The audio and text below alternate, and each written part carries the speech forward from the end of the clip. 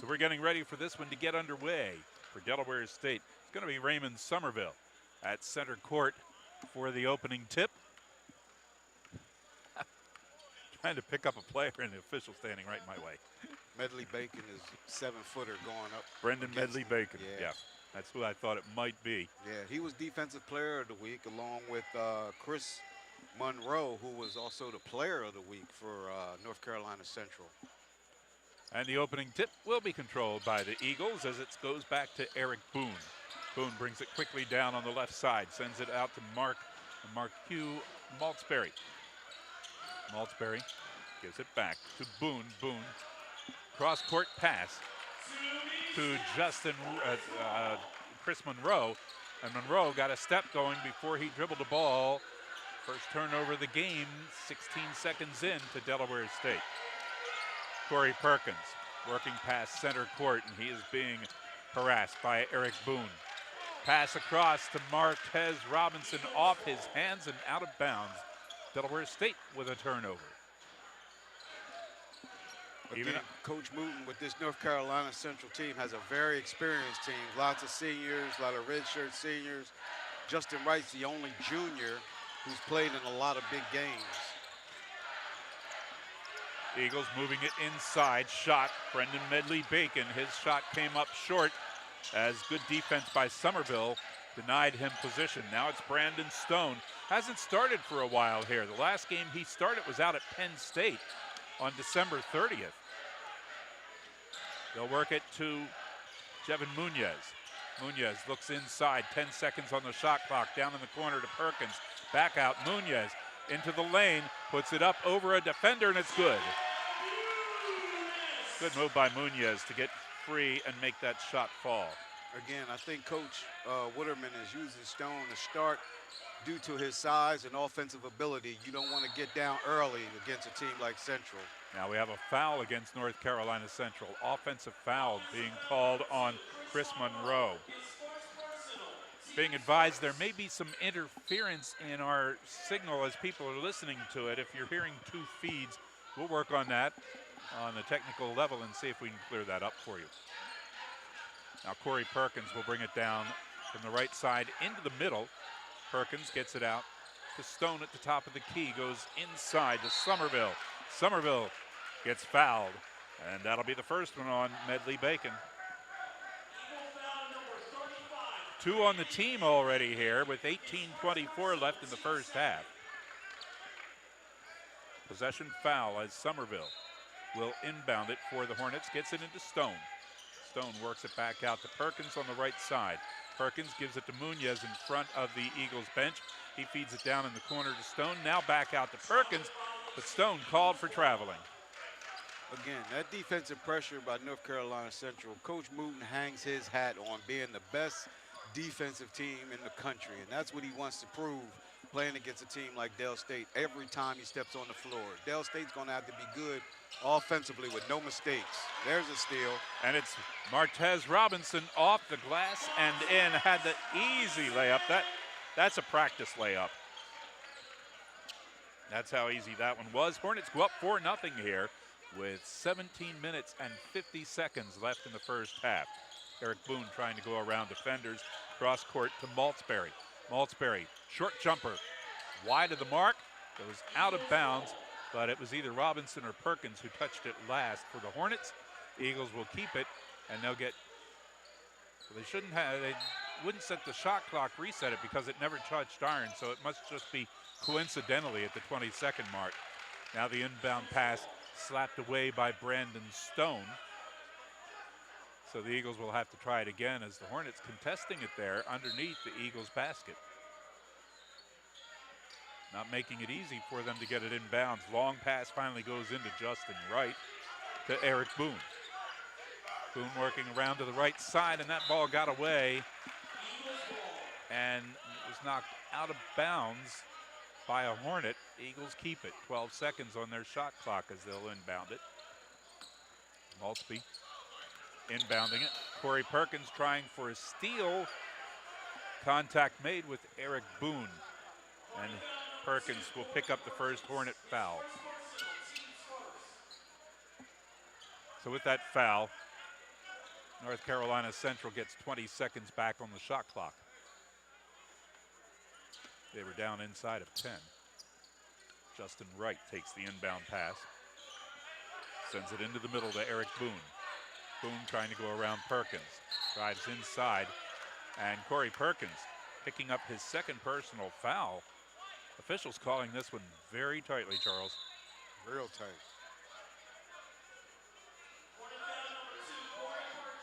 So just 2 minutes and 26 seconds. 2 minutes and 26 seconds into the game, Corey Perkins gets his second personal foul. Long inbound pass. Martez Robinson tipping it away, and then Robinson knocked down, hit in the face as he went for the ball up in the air. Yeah, they might be calling some type of flagrant foul on that. Justin Wright gets called for the foul. Yeah, he grabbed him in the face.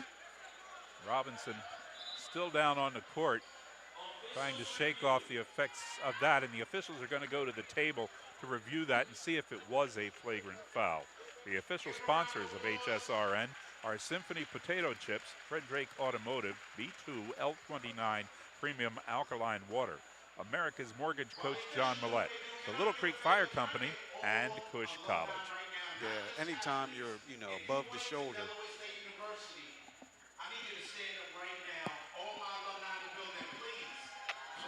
They're asking all Del State alums in the building to stand up. I'm going to stay right here on my stool. No, I'm going to stand up. I will stand up.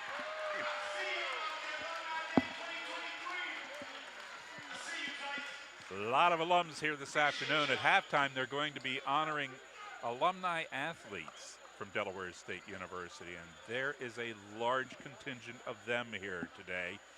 We're going to try to get a list and see if we can note some of the remarkable names for you. Well, again.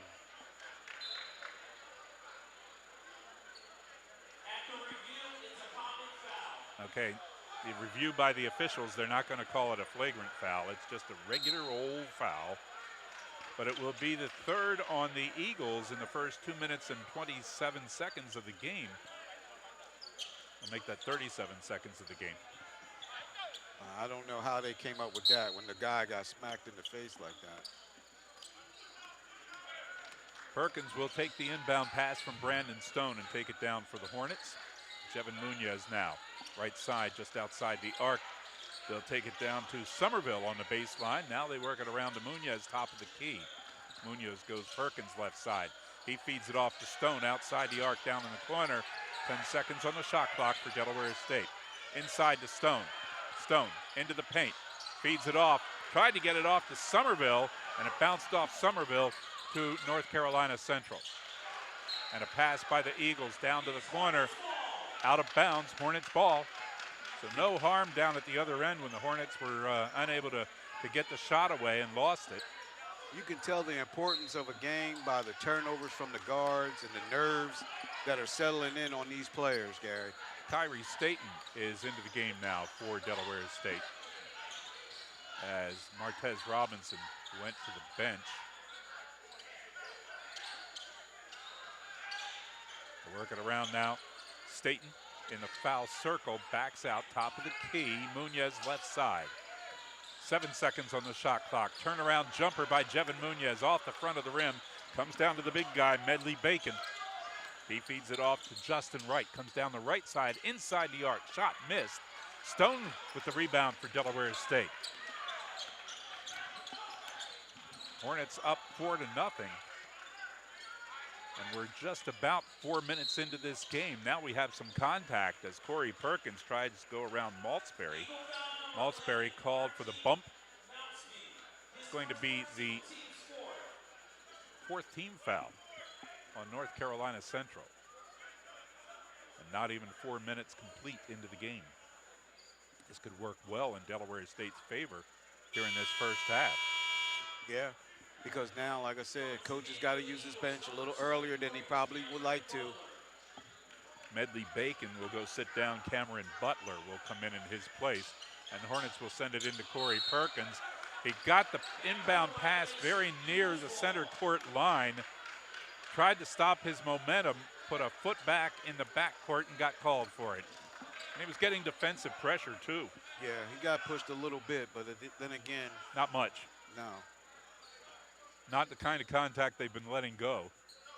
Robinson getting set to come back into the game for the Hornets here at the first opportunity. Maltzby gets the ball on the right side.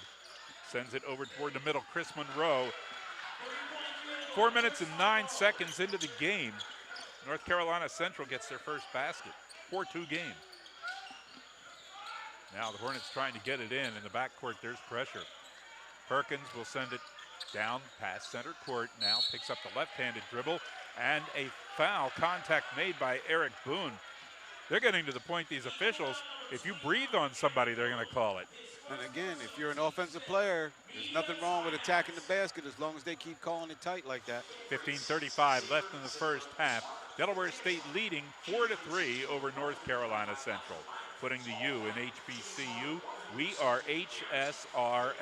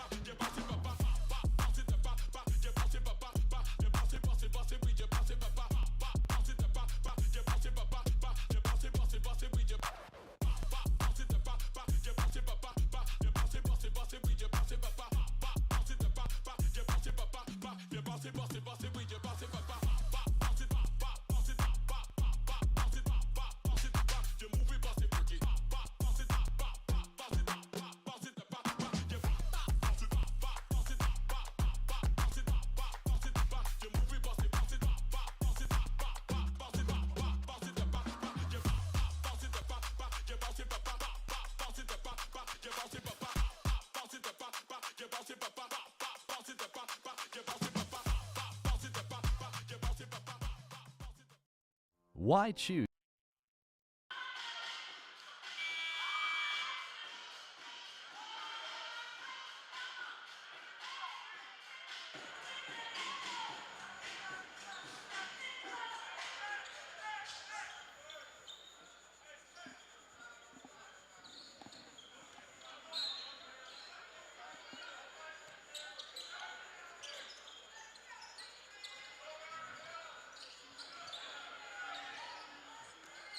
Gary Lang along with Charles Robinson. Memorial Hall back to action here. Delaware State with the ball and 10 seconds on the shot clock. Brandon Stone sends it to Kyrie Staten on the right side. Back out Stone, top of the key. Jumper off the rim. Won't go. Maltzby on the rebound for North Carolina Central. Eric Boone got the ball and sent it to Chris Monroe on the left side. Now back out to Boone as he's near the Hornets logo. North Carolina Central in black uniforms with the maroon numbers.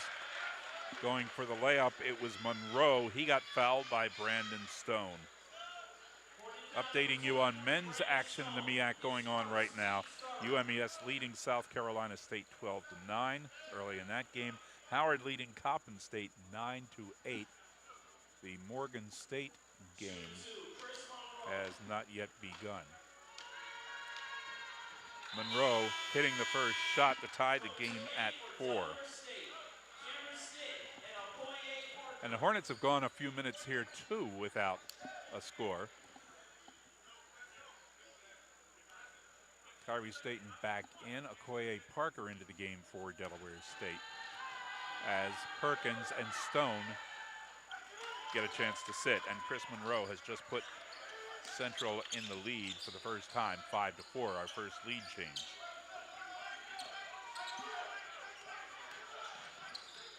Hornets now as Martez Robinson brings it down the court, dribbling. Parker gives it to Robinson. Down to Parker in the corner.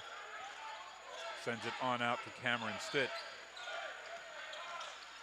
We'll work it to Martez Robinson right side. He'll go inside, send it out to Kyrie Staten. Just before the shot clock runs out, his shot comes off the back of the rim, and it's Chris Monroe getting the rebound. Again, the Hornets are looking for offense here. They got to move the ball a little bit better. Player movement, ball movement.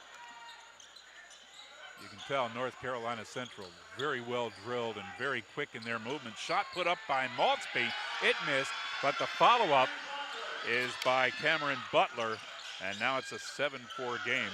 Delaware State cold from the floor right now. They started out with 4 quick points.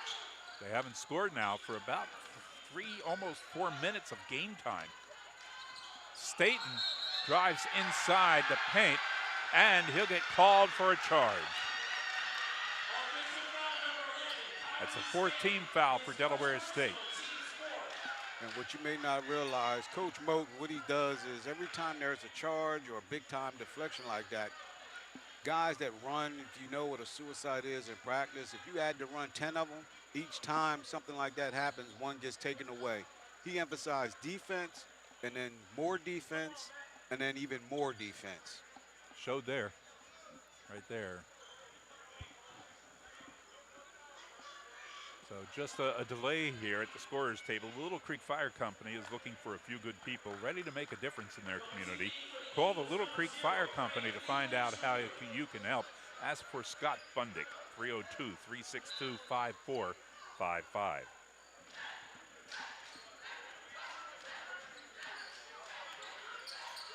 Norfolk State, or North Carolina Central now works it around to the left side. They'll try. Look like they want it to feed it inside to Maltsby. They get it to Monroe. He drives right side of the lane. Lost the handle on the ball. Out of bounds to the Hornets now. Great defense that time by Del State. Cameron Stitt inbounding it. Staten past center court, being guarded by Fred Cleveland Jr. Now over to Koye Parker, left side, as Coach Stan Waterman trying to get some offense going on this team. He's got the shooters out there. Parker into the foul circle, puts it up off the back of the rim. It comes down and no basket, but we're going to have, is this an offensive foul? Yes, it is on. No, they put it on Somerville. Yeah. Hornets foul. That's 5 team fouls now on Delaware State.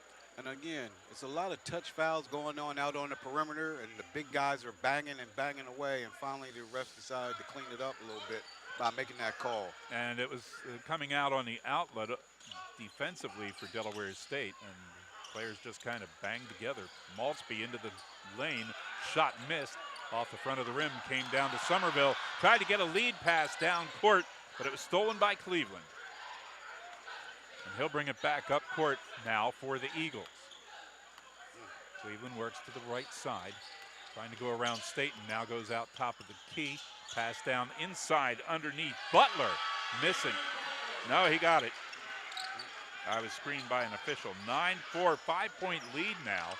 And the Hornets haven't scored since about the 3-minute mark, and there's 12-17 left in the half. Robinson out to Staten. Staten rolls it around the rim, won't go. Stitt trying to get a rebound, and a whistle blows. Yep. Chris Monroe called for the foul on the rebound attempt. That's his second. That is the 6th team foul for North Carolina Central. Jevin Munoz coming into the game now.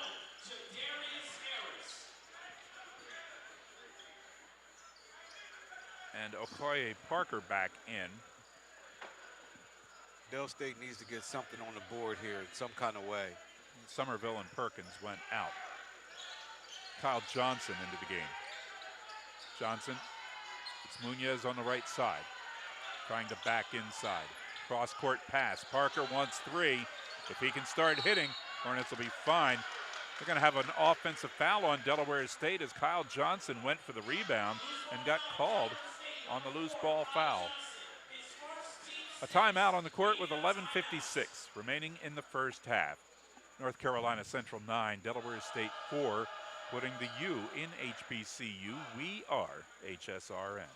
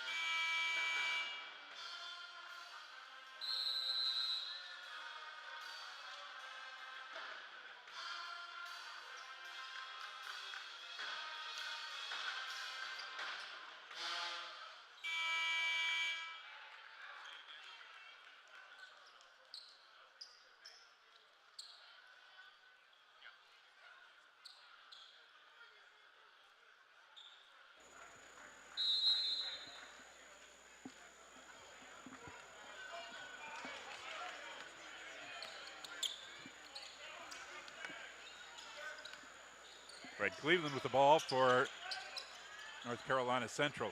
Gives it to Medley Bacon. His shot underneath, missing. Kyle Johnson got the loose ball. The ball was slapped away from him. I thought we might get a foul on that. Looked like he got caught right across the wrist. Ball went out of bounds off of the Eagles. Hornets ball. Cameron Stitt handling it. Into Parker.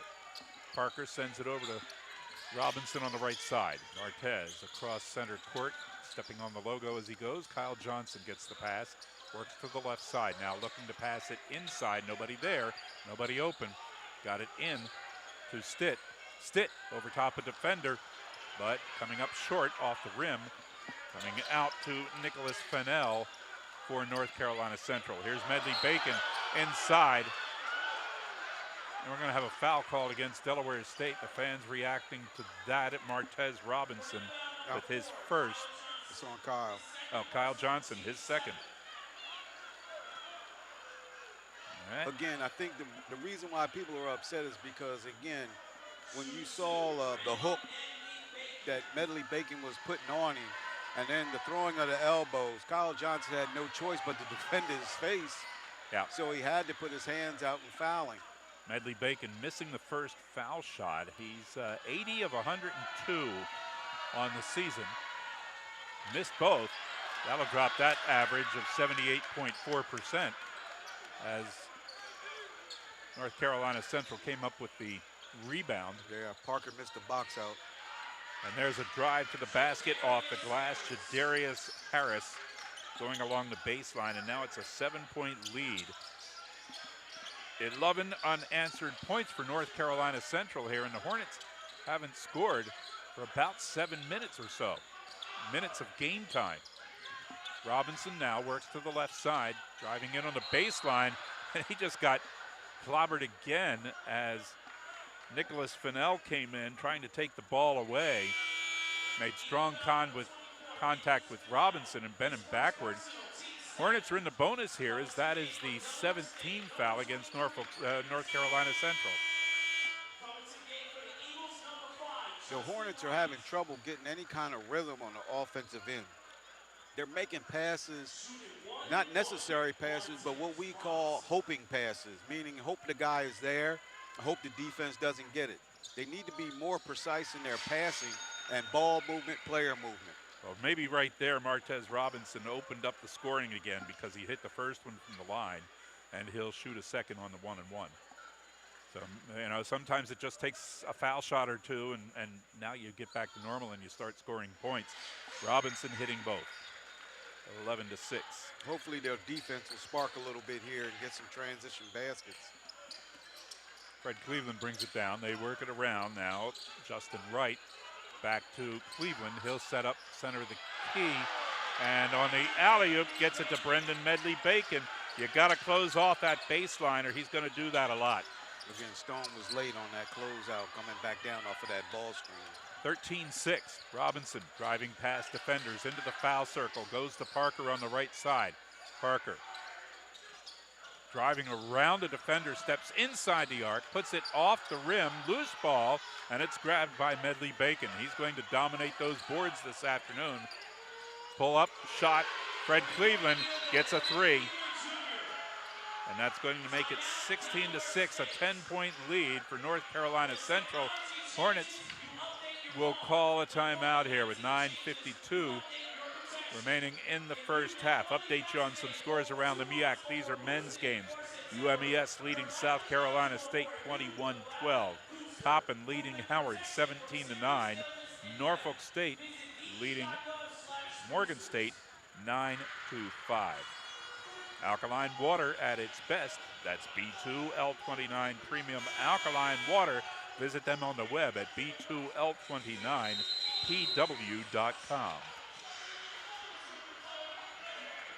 Charles Robinson, the Hornets just have not been able to buy a field goal here since about the first 3 minutes of the game. Well, now what they have to start doing is use Central's pressure against them. And what I mean by that, Gary, is start moving your guys up a little higher and then start going back door, because Central is denying everything. They're playing on top of the ball, great man-to-man defense. But if they're going to play you that tight, you got to give them a fake, go back door, and open things up a little bit for your big men to get comfortable. We're just past, the officials calling this game so tightly, we're just past the halfway mark of the first half, and both teams are in the bonus. Martez Robinson now going past defenders, but had to pull up. They closed off the section on the right side. They'll get it to Parker. Parker sets up, feeds it inside. Underneath, it's Kyle Johnson with a dunk. That's how you get it inside, by penetration or pass. 16-8 now, single-digit lead again for the Eagles. Cleveland, left side, wants three. Off the rim, won't go. Brandon Stone rebounds. Hornets working it around Munoz to the right side. They'll send it out to Stone. Now they'll work it down in the left corner. Robinson off the rim. Stone's there for the rebound, puts it back and gets it. Now things starting to look up for Delaware State. Cut the lead to 6, 16-10. That was a good timeout by Coach Waterman, getting them settled in, and now they're starting to score baskets. Hopefully it'll keep up. Shot for three, Justin Wright bangs it off the rim. Knocked down to Jevin Munoz.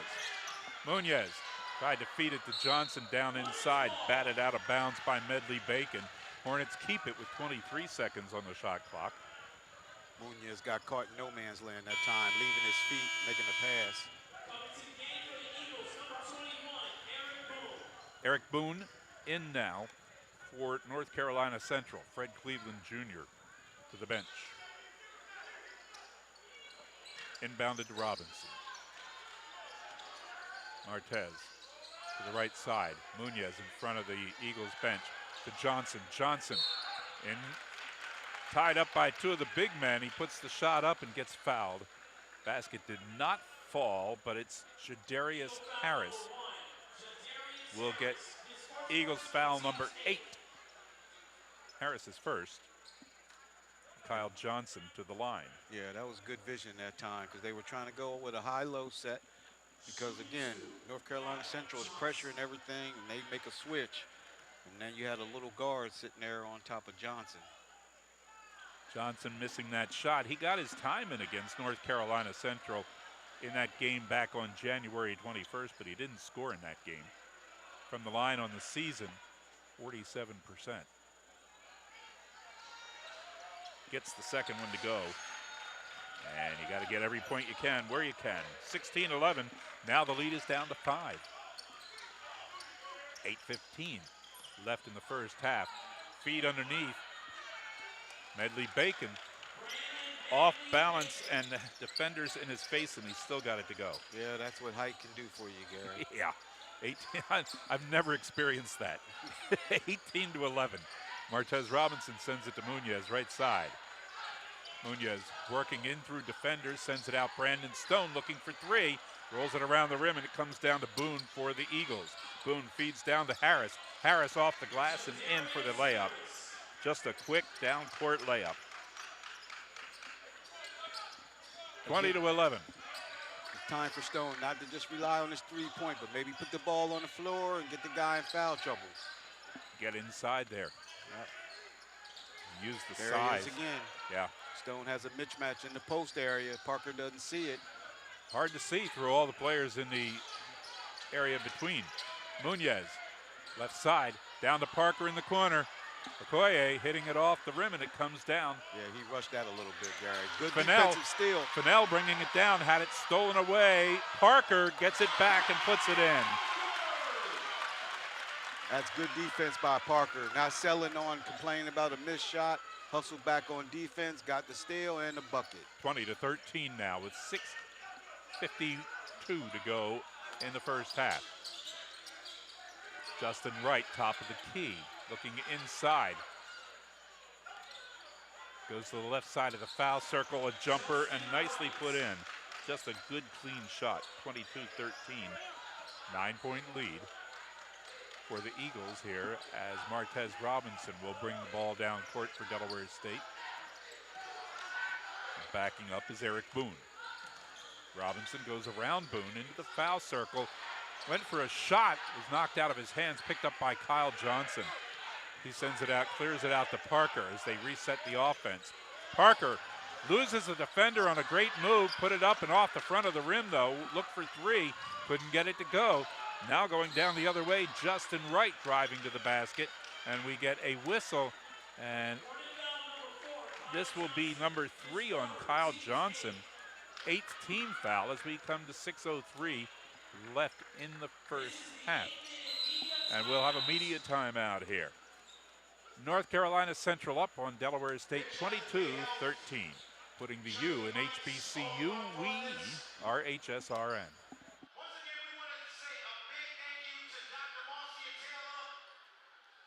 Why choose Del One? Del One is rooted in Delaware and here to cover you through your financial journey. From your first account, auto loan, or rewards credit card, buying a home or starting a business, investing, planning for retirement, and then enjoying it. Get what you need when you need it. Del One has you covered. Choose Del One and let's grow together. Calling all Hornets fans. Be sure to follow Bay Health on social media. Find us on Facebook at Bay Health, on Twitter at Bay Health DE, on Instagram at Bay Health. You can find us on TikTok and on LinkedIn. Bay Health. We're here for our Hornets. Taste the uniqueness of our first-generation German bakery in Delhi, the new Bavarian bakery in Delhi in Dover. Authentic, original creations are made fresh from scratch every day. Enjoy one of our great pastries and signature cakes. Don't forget to bring home our house-made breads, Bavarian rye, sourdough, and fresh sandwich rolls. At our deli, choose from 14 different breads. You deserve only the best. The new Bavarian bakery in Delhi in Dover.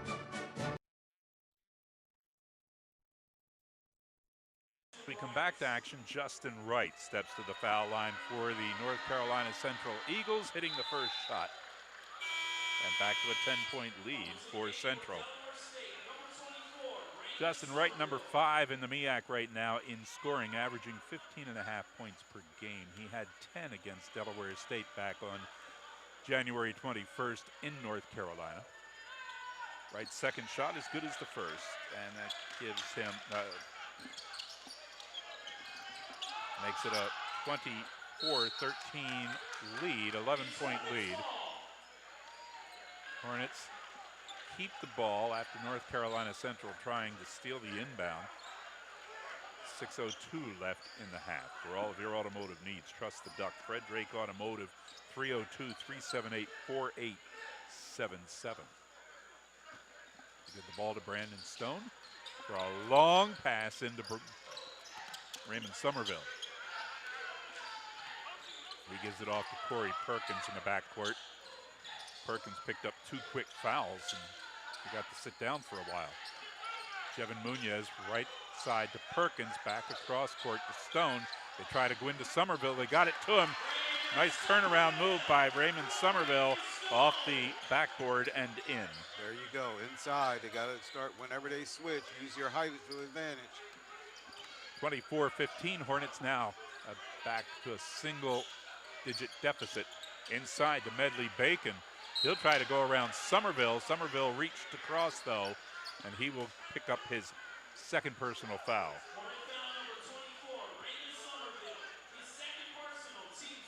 That's number 9 on the team. About to put North Carolina Central in the double bonus.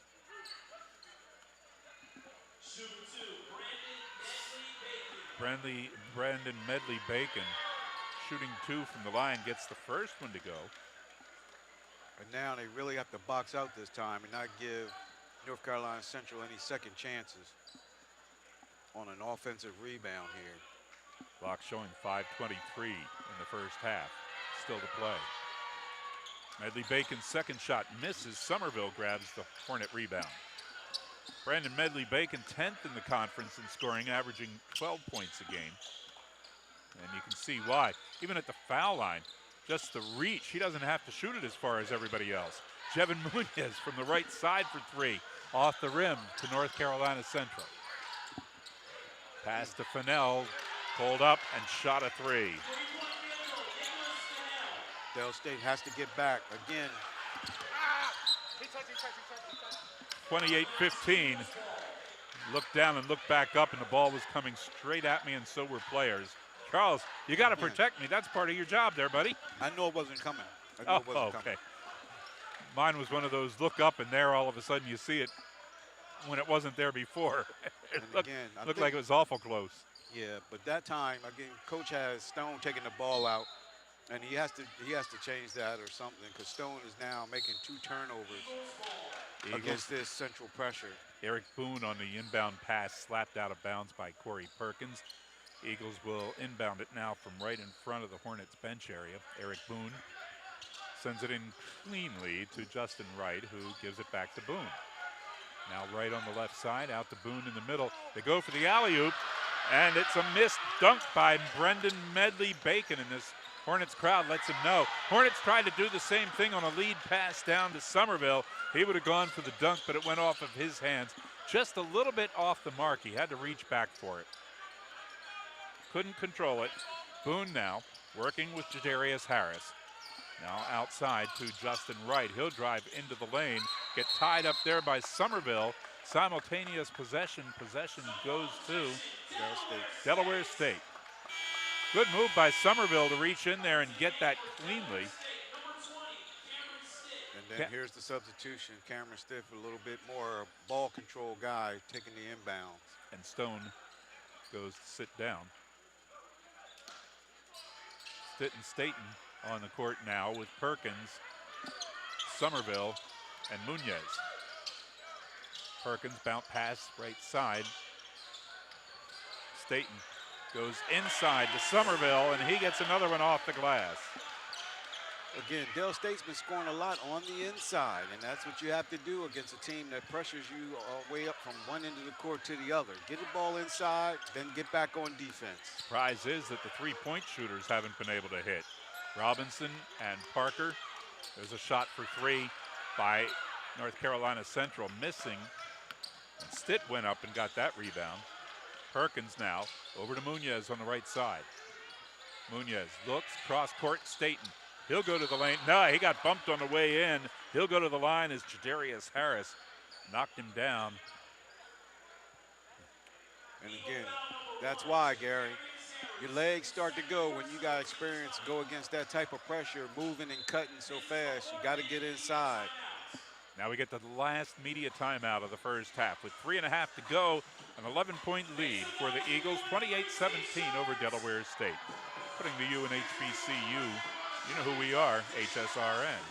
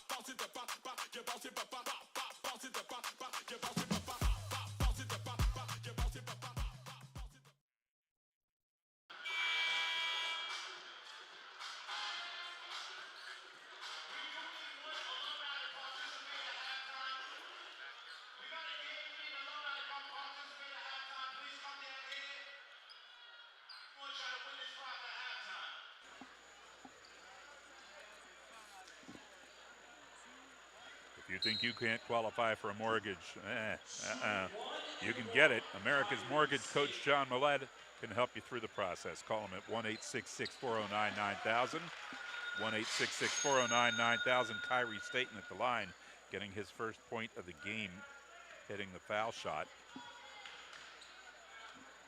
Makes it a 10-point game. Now it's a 9-point game, 28-19. Staten hitting both. Dale State in a little bit of a half-court 1-2-2 trap. Cross-court pass. Eric Boone gets it. Maltsby trying to drive into the lane. Pulled up, send it back outside. A shot for three by Justin Wright missed. Delaware State on the rebound. Staten brings it down the right side, sends it out to Perkins. Now he backs out towards center court on the right side. Delaware State, white uniforms, blue numerals. There's Staten for three, rolls it around the rim, won't go. Hornets just can't hit a three here. Eric Boone brings it down, and we're going to have an offensive foul on the big guy, Brendan Medley Bacon. And because that's the 10th foul on North Carolina Central. Stitt inbounds it. Cameron Butler is in to replace him. Staten now at center court trying to work around Maltsby. Drives right side, pulls up, sends it out. Somerville just inside the arc for two. He thought about shooting, pulled it down, and then said, well, nobody's coming out here to challenge. I'm going to go ahead. That's a bonus right there. If Somerville hits a couple more of those, there's no reason for us not to win this game. 28-21. Yep, Maltsby now inside the arc, sends it back out on the right side to Wright. He'll cross the middle, give it off to Boone. Boone top of the key into Fennell. Fennell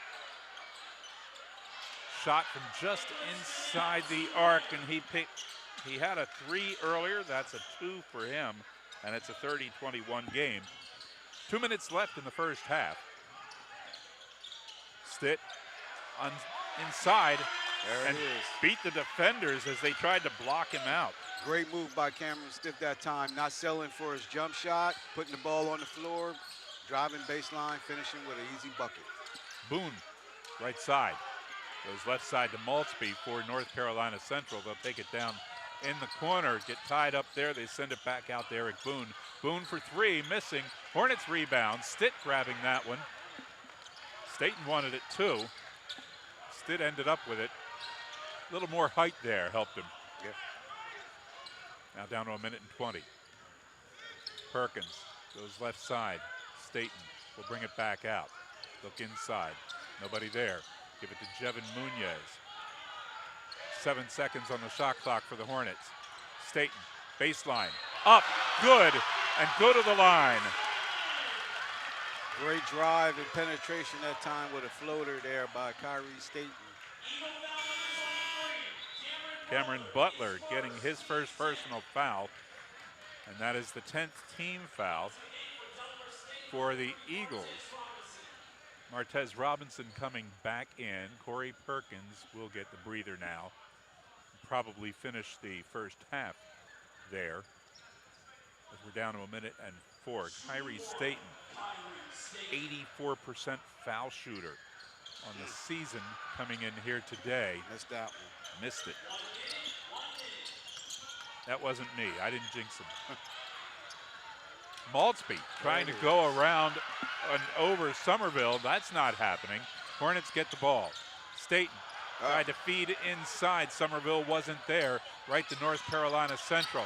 They'll come in quickly. They'll lose it on an attempt as Justin Wright went up with it, and the ball came out of his hands. Now the Hornets have it, and they're going to slow it down. There's a 10-second difference between the game clock and the shot clock, and the game clock has us down to 26 seconds in the half. Robinson gave it away, tried to get it to Staten. And North Carolina Central called a timeout, stopping the clock with 21.1 seconds left in the first half. Coach Stan Waterman out to meet both Martez Robinson and Kyrie Staten right at center court. He didn't like that effort down there that led to the turnover. Yeah, too much dribbling, no movement. And trying to pass past the defender when you're up against the sideline, no room to work. Right. Cush College is a proud supporter of HBCU sports. You can find them on the web at cushcollege.com. Give you an update, the last scores we were given. UMES leading South Carolina State 28-23. Coppin and Howard tied at 25 each.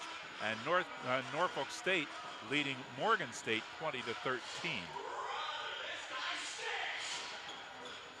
Game is important here for Delaware State today. They could move up a spot in the rankings. Yeah. And then, you know, South Carolina State coming in here on Monday. And again, if you win games, the standings will take care of themselves. That's it. You get some help from other people every once in a while. Maltzby on the right side as we're back into action here. Fred Cleveland holding the ball left side out near center court. Maltzby on the right side, back to Cleveland. 5 seconds on the shot clock. Cleveland steps up, hits a jumper. 32-25 as the first half ends, and North Carolina Central will take a 7-point lead to the locker room, but they led by 11. A couple points here in the first half. Delaware State seemed to get their wings underneath of them, but they went for a long, long time without scoring a point, got out to a 4-0 lead, and then North Carolina Central reeled off 11 points in a row, and they looked like they were going to run away with this game, but Delaware State fought back a bit. Let's see what they do in the second half. Yep. 32-25, the Eagles leading here over Delaware State at the half, putting the U in HBCU. We are HSRN.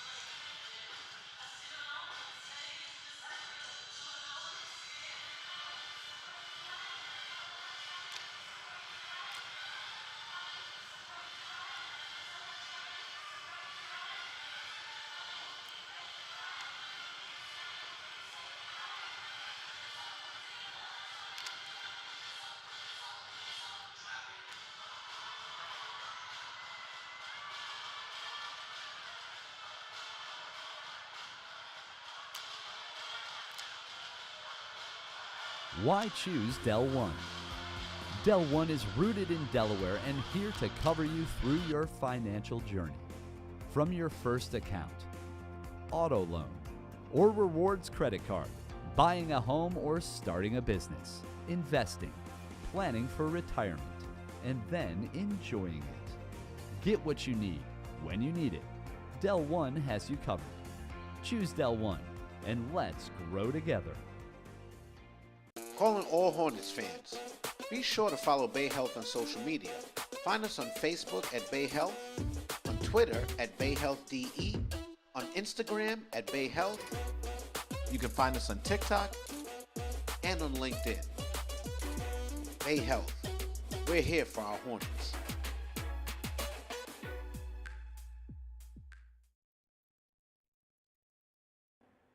What is going on, you guys? I'm your host, Stefan, and welcome to Halftime, the best show in between the show.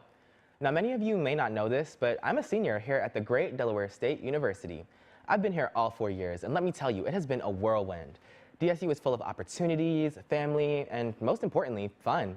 But honestly, my favorite thing about DSU is the students. We're such a diverse group, and there is so much talent to be found just by walking through the halls.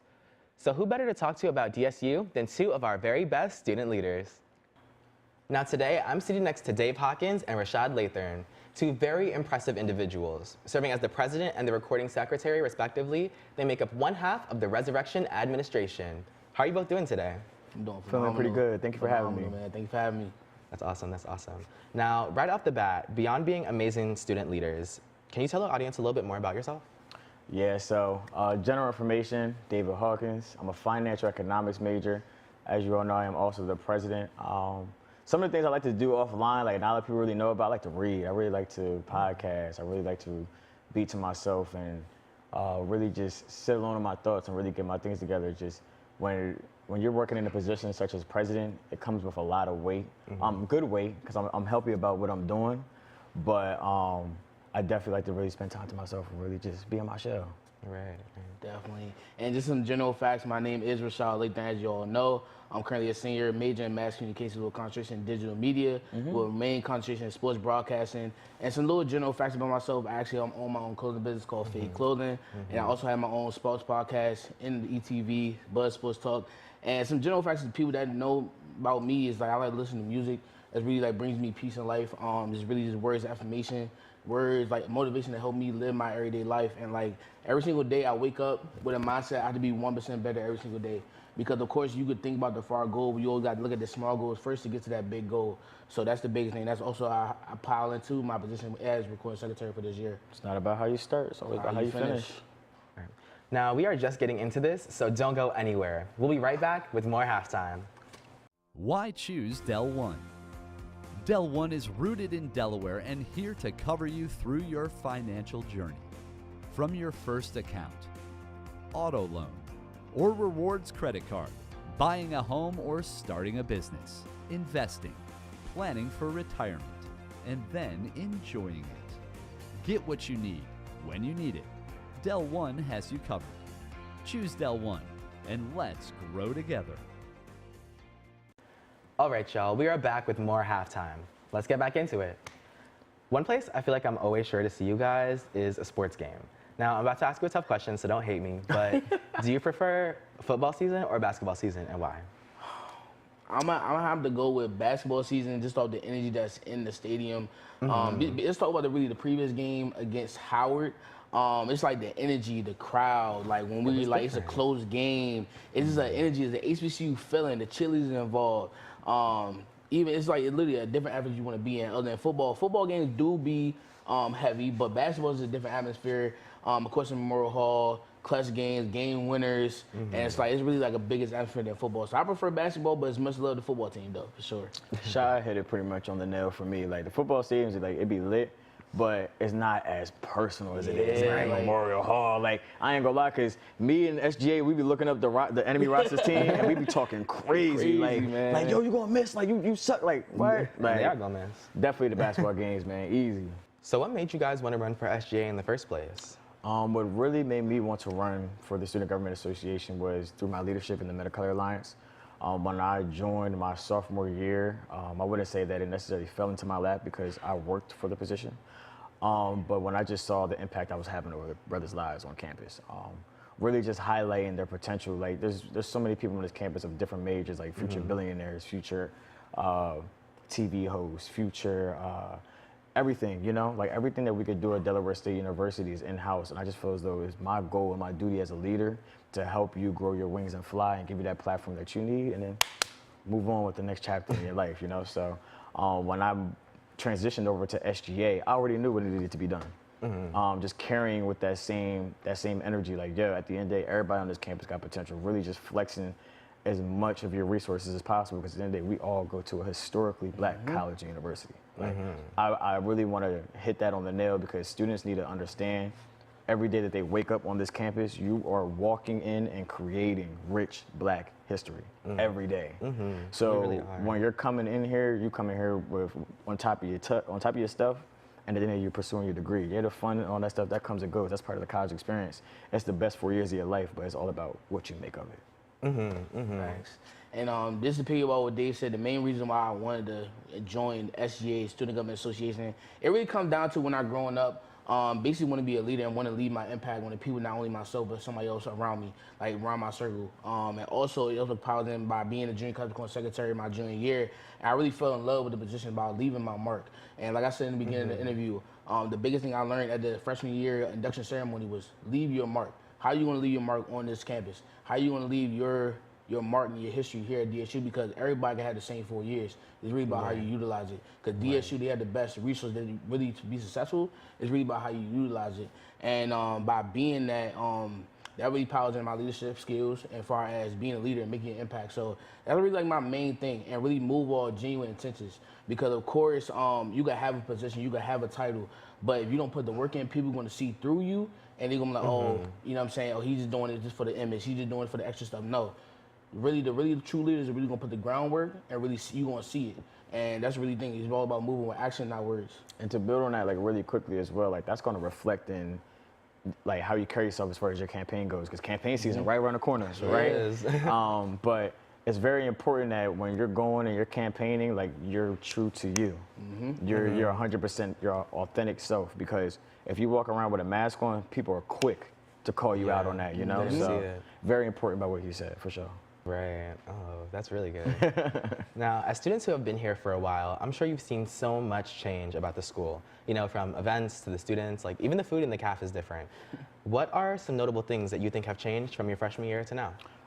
If I'm being quite honest, I feel as though like now people are a lot more connected than ever, right? Due to like social media and stuff like that. Like when I came here in 2019, social media was always present, but a lot of people were a lot more outgoing, I guess you could say. Right, okay. And I don't want to make it seem like I'm blaming this on the newer generation of classes that come through, because, you know, we experienced 2 years of COVID and things of that nature, and I just feel as though people are slowly starting to warm back up.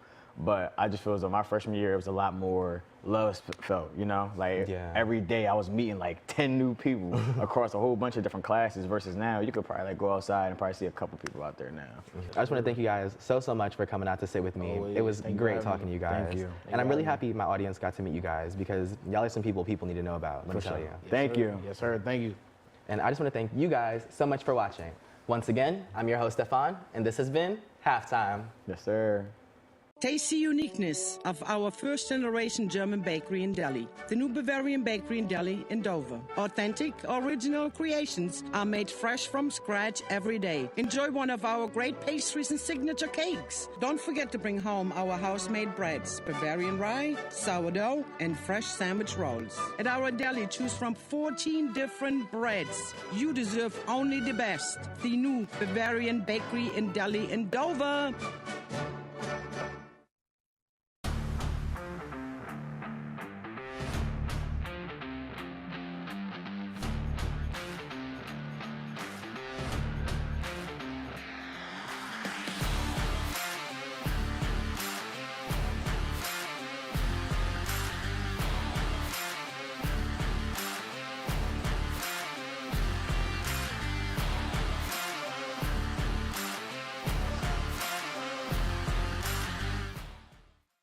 Hey Hornets, I'm Dr. Candace Samuels, a family medicine doctor at Bay Health Family Medicine Dover and a proud Delaware State alum.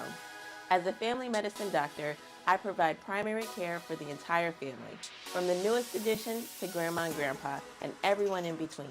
I also offer OB care, including prenatal care and low-risk deliveries for moms to be. I'm proud to be caring for the community that raised me, and I'm especially honored to give back to my DSU family.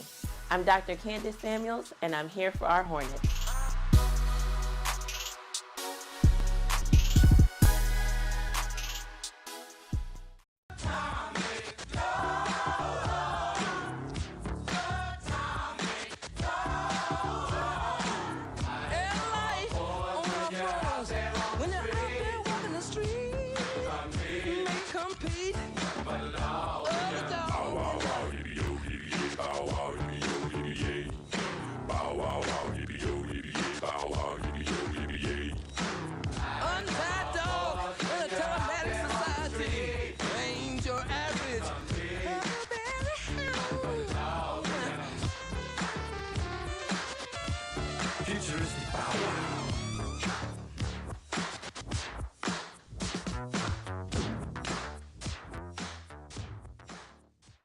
Hello, I'm Kimberly Holmes, stroke clinical nurse specialist at Bay Health, chair of the Delaware Stroke System of Care Committee, and board president of the Delaware American Heart and Stroke Association.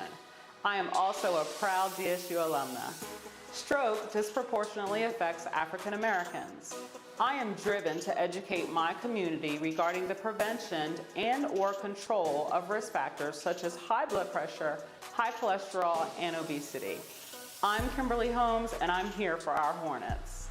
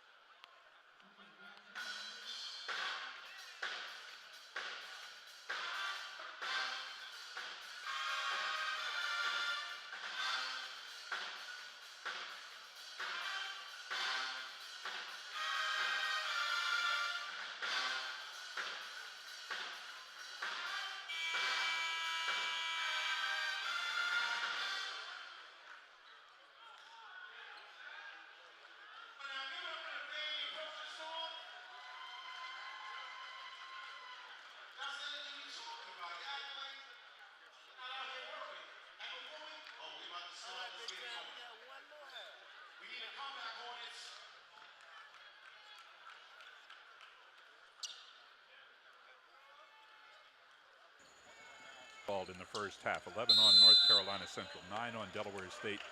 If you played and you didn't score a point or didn't get called for a foul, you didn't play. you were on the bench the whole time.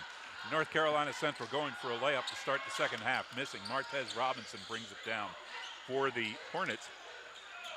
North Carolina Central hitting 3 of 8 outside the arc in the first half. Delaware State very cold on three-point shots, missing 10 of them and not making one. Good defense by Corey Perkins after the steal by Mark Maltsbury. Perkins took him down and kept him from getting the layup. Brandon Stone just went in on a pass by Perkins to try to get the layup. It was knocked out of bounds. It will still be Delaware State ball, and they've got to make connections on those kind and get those shots to go. Corey Perkins to inbound it now for the Hornets into Jevin Munoz on the right side as the Hornets move from our left to our right here in the second half. Corey Perkins comes back out in the middle to take the pass from Munoz. Now he'll drive to the right side. Munoz in the corner. Gonna work inside, back out to Perkins. Perkins gives it off to Brandon Stone. He'll drive into the paint. Spin move inside, put it up and in. Great move by Stone.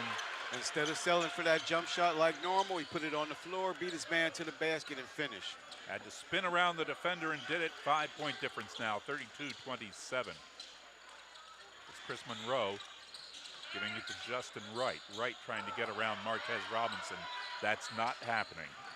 Eric Boone gets the pass. Now he'll drive into the paint, put it up high over a defender, comes down on the other side, and the Hornets had the rebound by Robinson.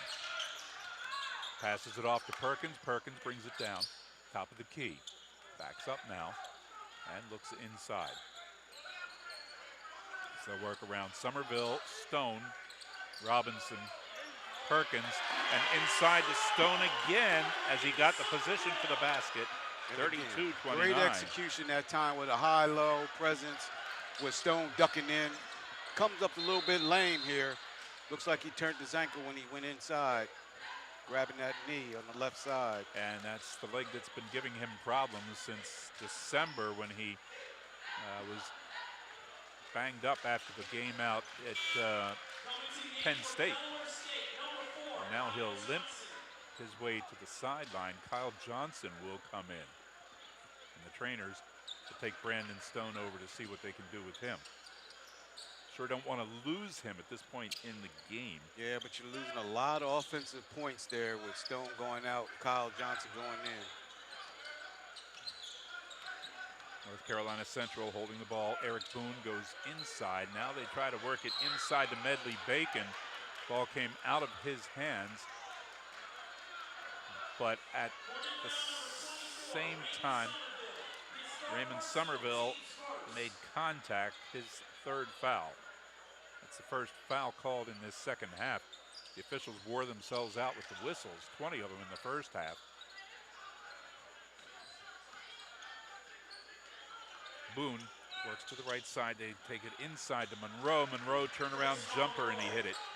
Monroe was 5 points in the first half. Now he has 7 on the game. 34-29, 5-point difference. Perkins brings it across the line. Gets around Eric Boone. Into the foul circle, puts it up. The shot is good, and he'll go to the line as he got fouled.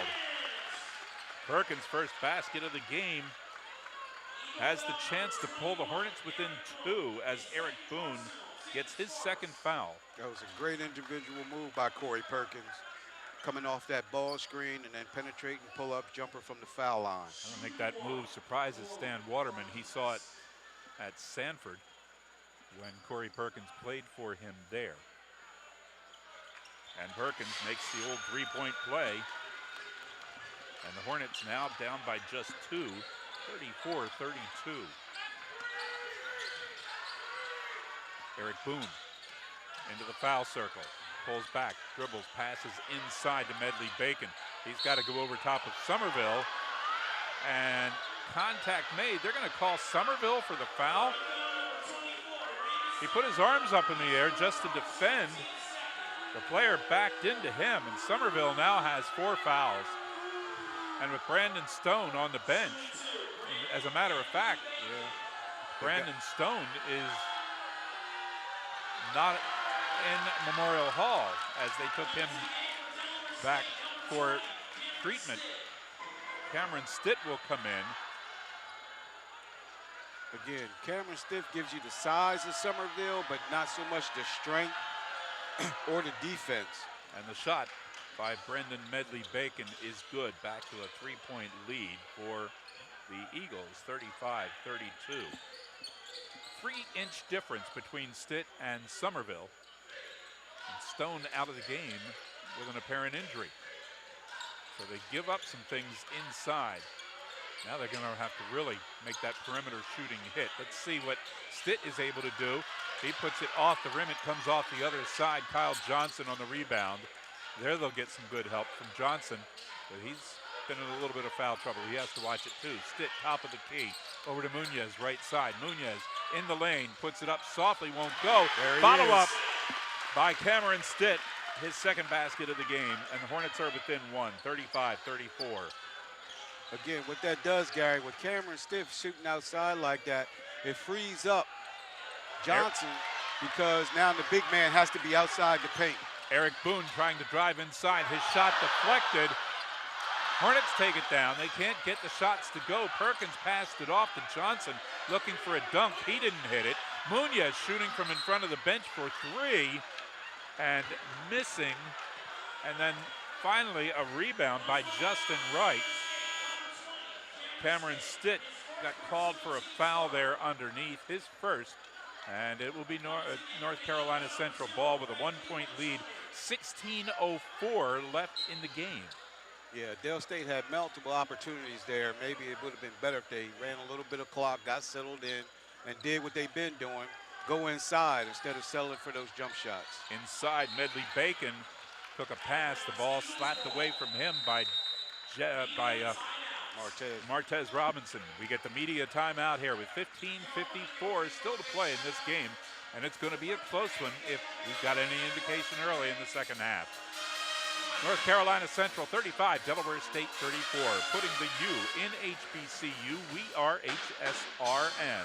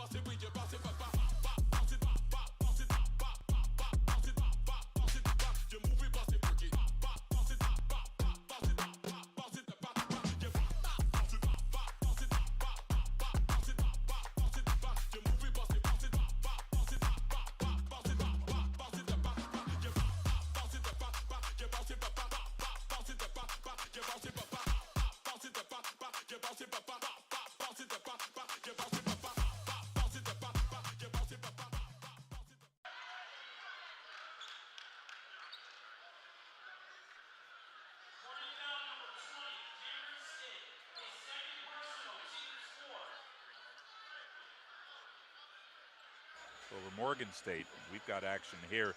Chris Monroe was just fouled by Delaware State by Cameron Stitt. It gives 2 to Cameron. Monroe missing that first shot. Scored 15 against Delaware State when they played in North Carolina last month. And in the first half of this game, had just 7. made the second shot, though, and it's a 2-point lead for the Eagles, 34-36 over Delaware State. Hornets trying to get back into this one, and they've really fought through here in the early part of the second half.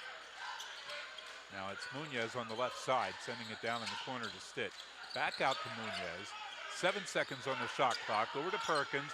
Robinson in the right corner goes over top of Maltzby, the defender.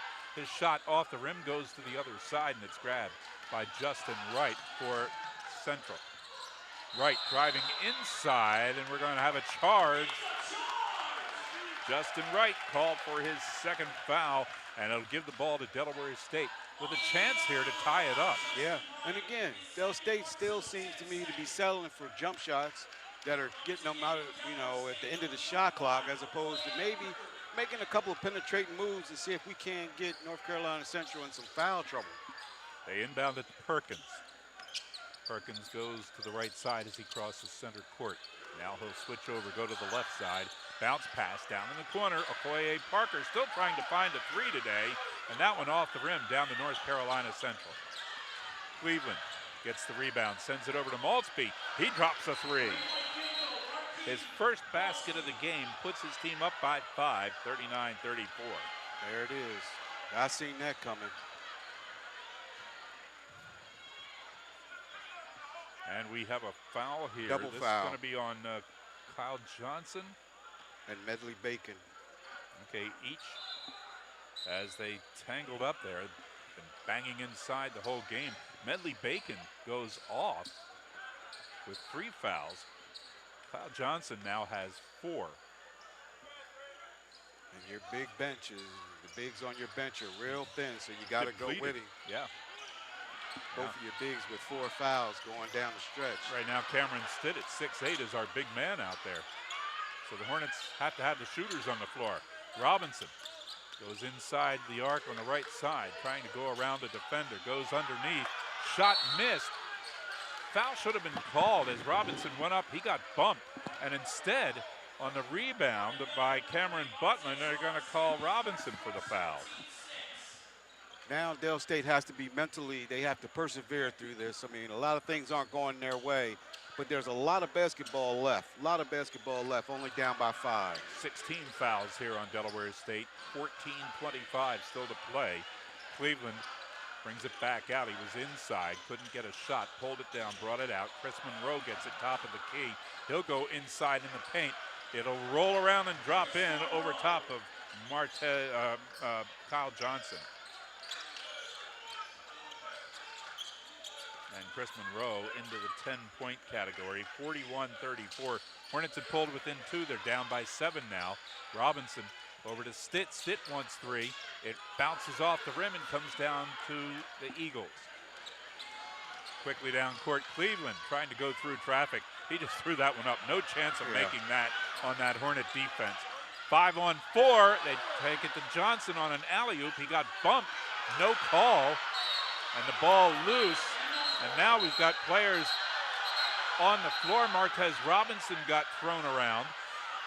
He came up looking for the guy who was next to him on the floor. Players came together and the officials broke it up. And they're going to separate everybody.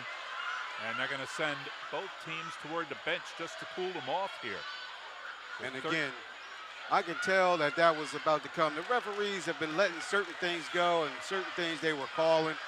But when you figure you're the home team and you get bumped going out of bounds and then you get a reach-in call against you, it's going to be a frustration foul. Well, we had both teams called for a simultaneous foul just a moment ago. And now they've come together and exchanged the uglies. The Little Creek Fire Company is looking for a few good people ready to make a difference in their community. Call the Little Creek Fire Company to find out how you can help. Scott Bundick's waiting for your call at 302-362-5455. Reminder, we'll be back with you Monday afternoon here on HSRN. Women's and men's action with South Carolina State coming in. Hornets going to take on the Bulldogs.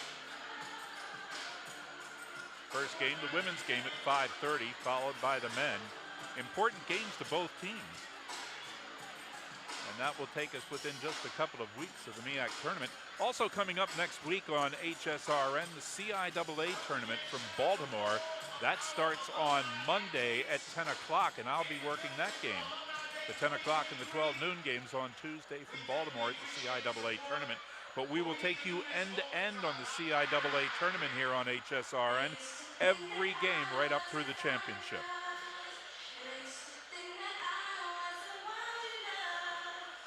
The officials grabbing that timeout. What they're doing now is they're looking at the replay. They want to see what precipitated that and if there should be any fouls called, and if so, would they be flagrant? We see Brandon Stone over in the area where the players come out of the locker room for Delaware State, and he's doing some side movements to see how that leg is going to do if he can get back into this game. Because they need him out there. Somerville with 4 fouls, they need some size out there. They placed a brace on him. He's been wearing that for a while. This is one of the first days he's been out there without it. Still favoring that left leg a little bit. The officials, after looking at it, say no foul. Coach Stan Waterman not happy with that at all. And again, right here, if Coach Waterman shows poise, his players will show poise. And he did. So now at the same time, Del State being on the defensive end have to understand, like you said before, Gary, if you breathe on someone, the refs are going to get control of this real quick. They have to, or it'll get out of hand. They've got a brace on Stone's knee, and it doesn't look like he is likely to come back in. He might surprise us, but he's been limping badly over there. Ball taken away by Chris Monroe. Corey Perkins to the basket, over top of the big guys, gets the basket, and he'll go and shoot one more. Now again, like I mentioned earlier, when your coach shows poise, then you show poise. Now, who has Corey been around since he's been 8 years old? Stan Waterman. Corey Perkins to shoot for Delaware State. The only other coach he's had other than Stan Waterman is his dad, and that right there is the whole thing that you want. And Dad's over there on the bench too as an assistant coach, so he knows he's got to keep it under control out there. And he's not the largest guy on the court either. Missed the shot though, rolled it around the rim. Maltzby on the rebound for the Eagles. So the Hornets within 5 now after the basket by Perkins, 41-36, just a little over 13 minutes to play in the game. Justin Wright on the right side to Maltzby, top of the key. Back over to Wright on the right. Tries to make it inside. Munoz closes the door, but we have a foul. Corey reaching in. That's 3 on Perkins. 7th team foul, which puts the Eagles into bonus. Justin Wright to shoot 2. Makes the first. You don't want to put him at the line. He's about a 75% foul shooter. And he's been having a good game from anywhere on the floor. Gets them both to go. Justin Wright now with 6 points in this one. Makes it 43-36. And the ball slapped out of bounds on the inbound attempt. Hornets will keep it. A couple players got tied up there and ended on the floor, but everybody got up in a very social manner. Hornets inbound it now. Munoz down the left side quickly. He'll drive, spin move into the paint, and his shot is rejected by Nicholas Fennell. Slapped out of bounds. Stan Waterman wants to know why there isn't a foul. Jevin Munoz ended up on the floor after contact by Fennell. And Waterman saying, where's the foul there? And again, it's going to get to the point where now you're wondering, when is there going to be a foul? And if it is it legit? And then it's the phantom foul that really ties people up. Perkins working into the paint. He'll spin move inside.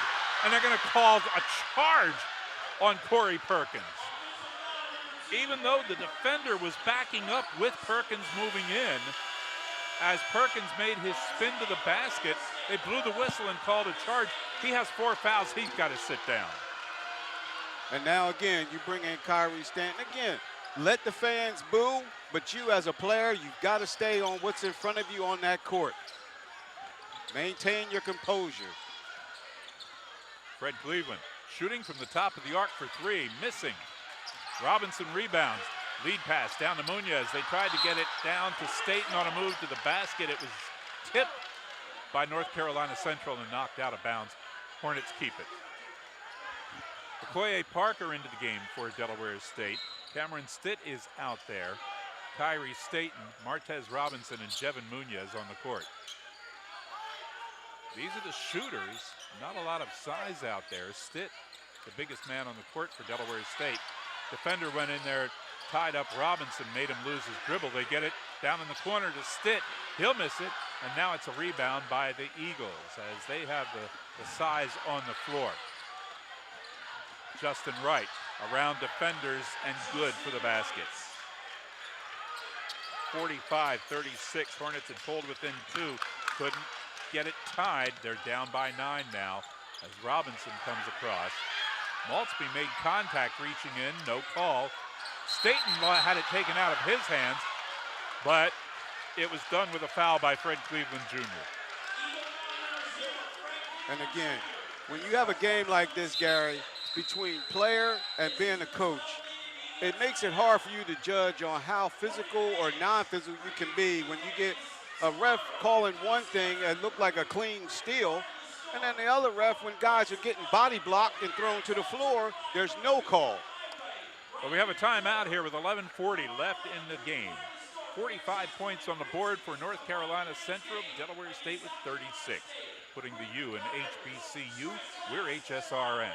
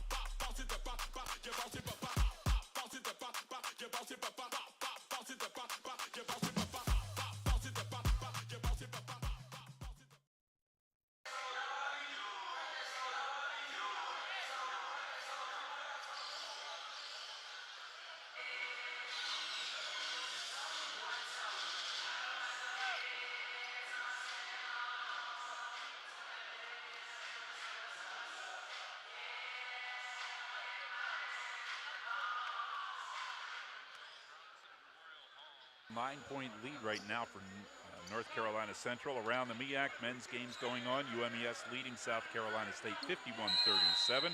Howard 48-39 over Coppin State.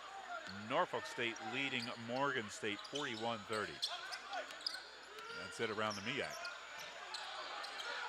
Jevin Munoz with the ball for Delaware State. Cameron Stitt takes the pass at the top of the key. Into the lane.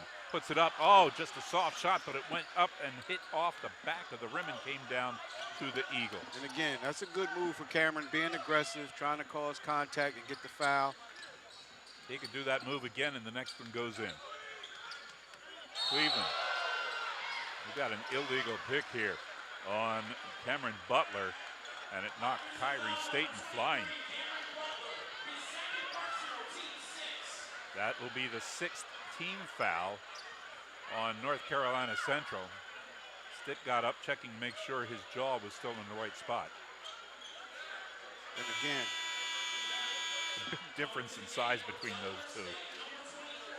Well, I can say this, Gary. If you soft at heart, there's no reason for you to be out there on the floor because it's everything going on out here. No pads. Somerville back in for the Hornets. It looks like Perkins on the bench right now. Martez Robinson brought it all the way down himself. Took a shot, and he was way off the mark on the right. The Eagles got the loose ball rebound. Maltsby with a jumper for three. Off the rim, comes down. Okoye Parker grabs it. Parker with only one basket, and that's a two-pointer. He's tried a number of threes. He just went up for a layup and got blocked and fouled. Nicholas Fennell, his second. Okoye Parker goes to the line. And Okoye Parker, earlier in the season, came off the bench, put in 24 against Georgian Court. That was back on the 10th of December. He did the same thing against Howard last Saturday. Came off the bench with 24 points, 4 of 6 from outside the arc in that game, and he just hit a foul shot. He's a guy who can really spark a team with his shooting. He has 2 from the line. There's a 7-point game now. Or, yeah, 7-point game. Right. With Del State now probably going a little bit more zone than man. Try to get North Carolina Central to, you know, not use their height so much, and now they can get some defensive boards and climb back into this game. 10.5 minutes still to play. Turnaround off the glass. A nice shot by Cameron Butler for the Eagles to make it 47-38, back to a 9-point game.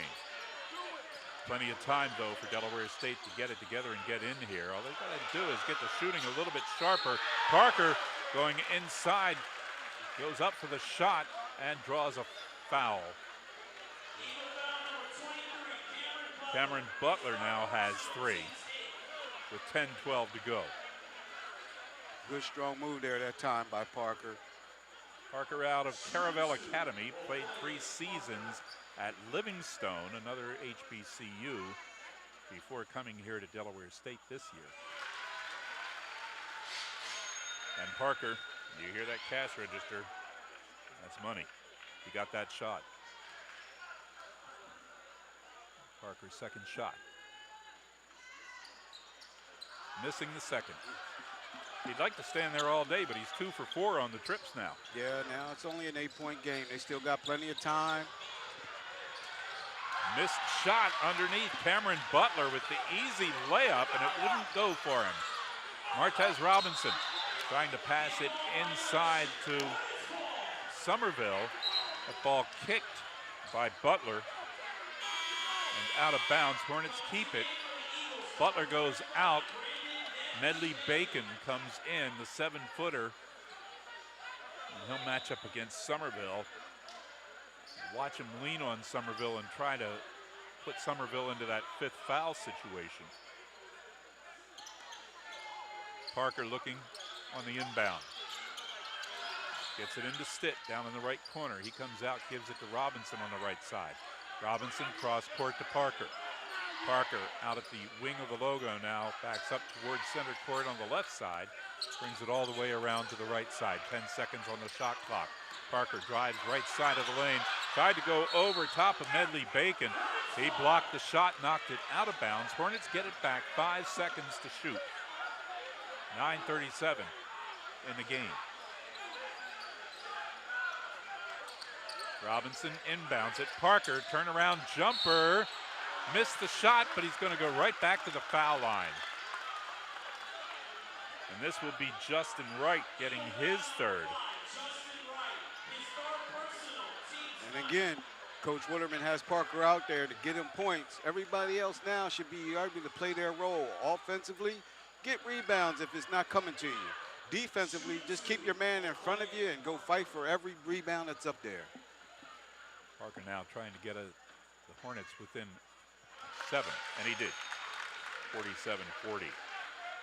The best way to get points, Gary, putting them on the line with the clock stopped. Yes, he can do it. Now 3 of 5 in the last couple of minutes. That one goes in also. 6 points for Parker, most of them from the line. Deficit is 6, 47-41. Past the halfway mark in the half.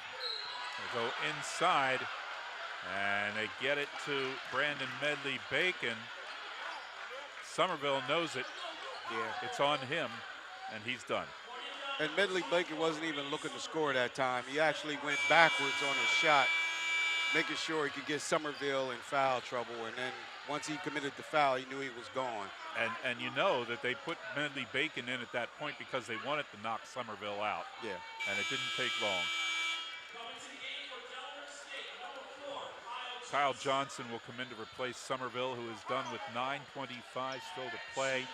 Brandon Stone out with an injury to the left knee. Kyle Parker, the biggest person out there for Delaware State now. He's the tallest guy. Medley-Bacon missed the first shot.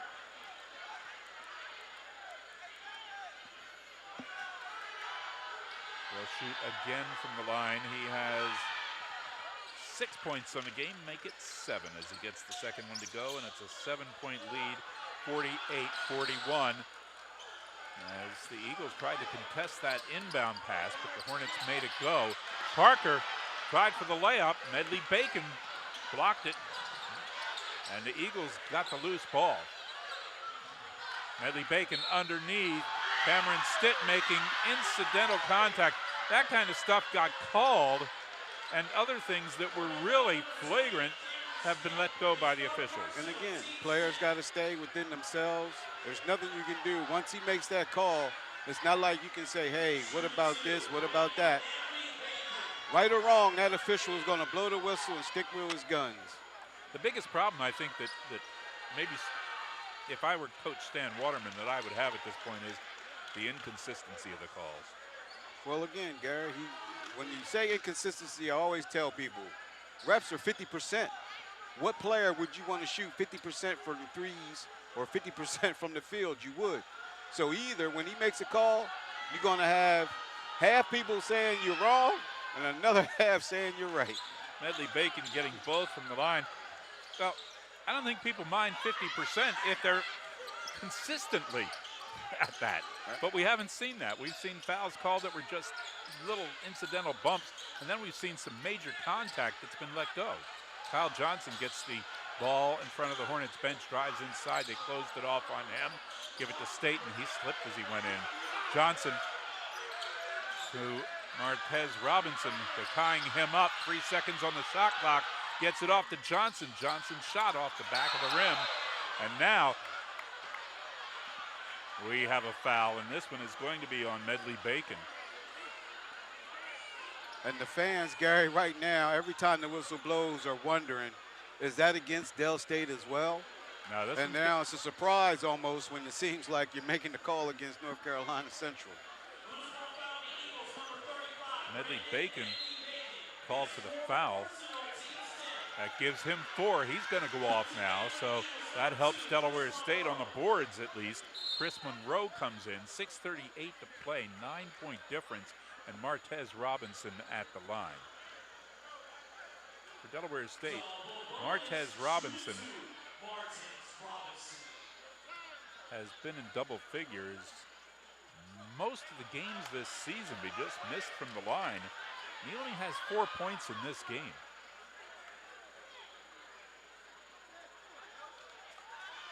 He's 5th in the MEAC in free throw percentage, and he got that one. 50-42.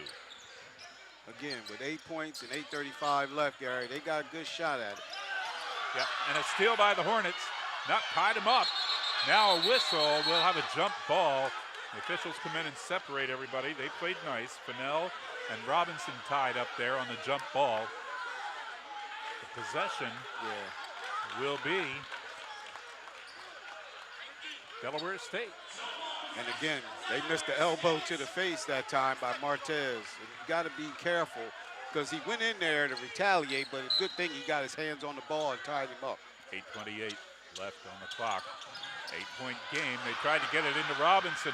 It was tipped by Maltzby. And then we're going to have a charge on North Carolina Central. Driving inside, it's Chris Monroe getting his 3rd foul. And that is the 10th team foul on North Carolina Central. Both teams with 10 fouls here in the second half. And I have to say it, Gary. Now, here's the consistency. They're bad. Yeah, you got that right. That's the consistency. The 39th foul called in this game. And it could be close to 50 if they'd have been calling others. And then, as we come back to action here, the official noticing after players went to the floor, some moisture on the floor, they want that mopped up. So now Delaware State's going to have to inbound the ball again. Why didn't he see that before? Again, Gary, you want consistency? That's it. They're just not calling a good game here. No, you can't let a team inbound the ball and then call the timeout and make them do it again because you missed moisture on the floor. That's part of what their job is out there. But again, now you're telling me I got to do the exact same thing with 28 seconds. Right. They got it into Robinson, and he'll bring it down past Maltzby. Drive on the left side. Pass it down in the right corner, just off the mark. Tried to get it to Parker, who looked, Cameron Stitt down on the corner. Looked like he was alone, too, and could have shot for a three. Cameron needed to move his feet to catch that ball a little bit. He tried to reach for it and couldn't get it. Cleveland will bring it past the Hornets logo for the Eagles. Over to Fennell. Now inside to Butler. Give it to Cleveland, taking it around the right side quickly. Guarded by Staten. Trying to go past Staten. Drives off the glass. Good. 7 points for him. 10-point game. 52-42. 7:40 left. It makes it bad, Gary, when you see a good play and then you wonder what happened, because so often now we even heard a whistle almost every possession. Robinson down to Parker on the right side. Over top of the defender, off the rim, comes out to Maltzby. And the problem for Delaware State, too, is if they're missing shots, they're not getting second shot opportunities. All the rebounds are coming out to Central. Yeah.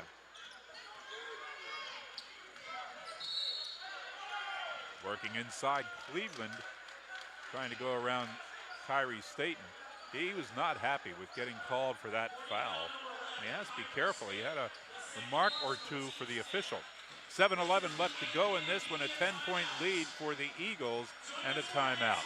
Putting the U in HBCU, we are HSRN.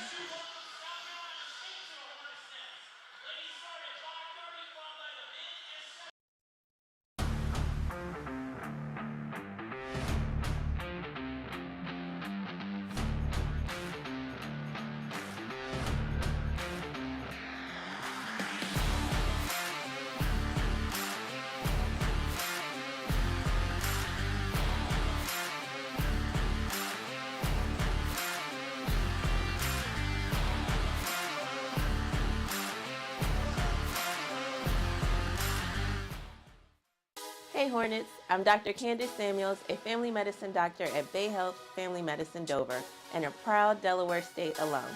As a family medicine doctor, I provide primary care for the entire family, from the newest addition to grandma and grandpa and everyone in between. I also offer OB care, including prenatal care and low-risk deliveries for moms to be. I'm proud to be caring for the community that raised me, and I'm especially honored to give back to my DSU family. I'm Dr. Candace Samuels, and I'm here for our Hornets.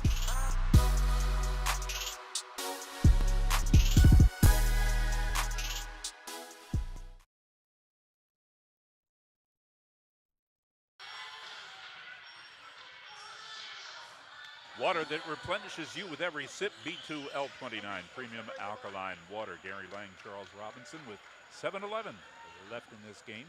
10-point lead for North Carolina Central over Delaware State. Fred Cleveland at the line. Updates around the MEAC. Close one going on. UMES leading South Carolina State 62-60. Howard leading Coppin State 61-52. And Norfolk State leading Morgan State 55-41. Cleveland hitting that first shot as both teams are in the bonus. Fred Cleveland Jr. played but didn't score against Delaware State back in January. He missed that second shot. His senior season high is 12. He has 8 here today.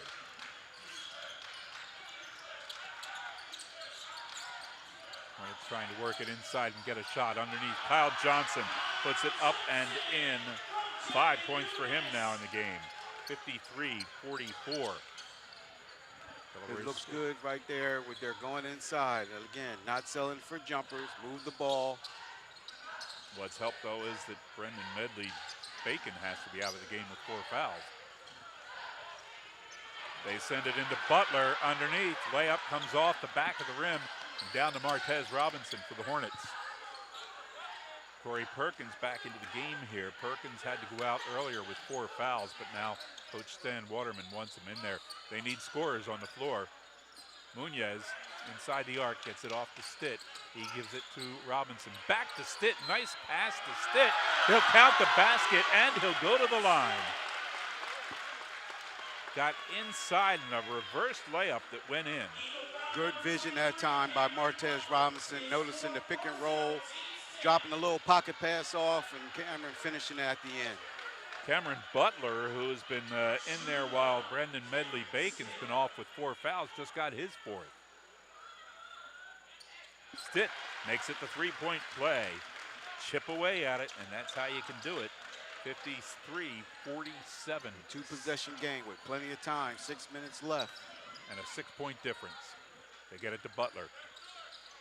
He gives it off to Justin Wright. Right side of the lane, sends it outside to Fennell.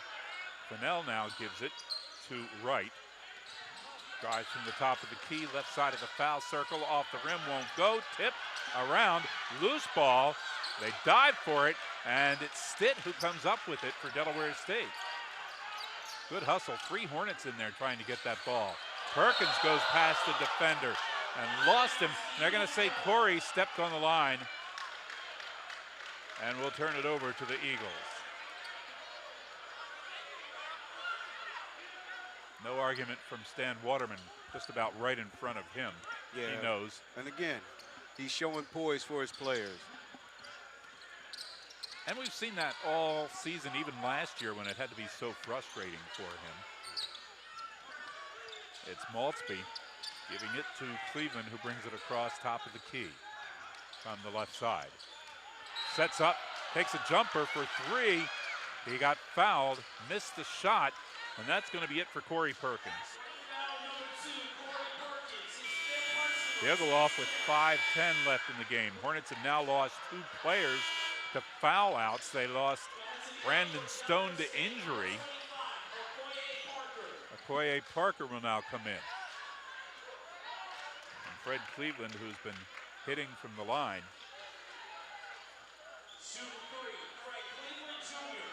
Just about close to being able, well, he's just a few points short of his season high. He has 9 here today after making that one.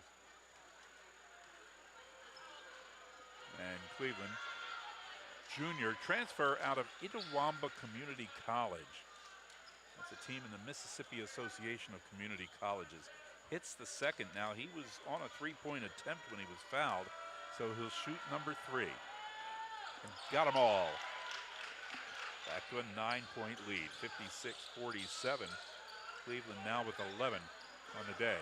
Cameron Stitt gets a lead pass to Johnson underneath. Johnson, count that basket, and that's Kyle Johnson will go to the line as he was fouled. And again, that'd be it for Butler right there. That's his 5th. Brandon Medley Butler will go off. And the foul, and the fans here for Delaware State letting Butler know.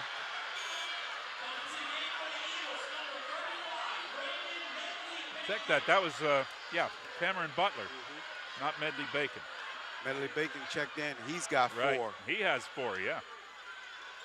Fans will be happy if he goes off. Butler going off with 5:02 left.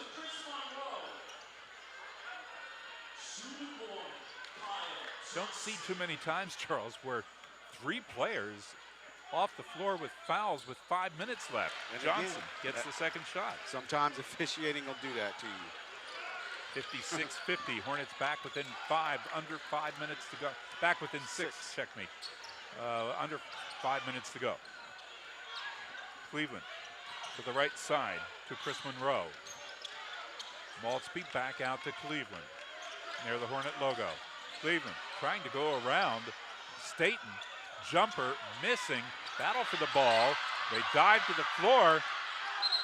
And North Carolina Central, coach calling a timeout. As that ball was still loose and players were going after it. And Stan Waterman wants to know how you get a timeout in a situation like that. That's unbelievable, Gary. The ball is in the middle of the air. You cannot get a possession timeout without having the basketball.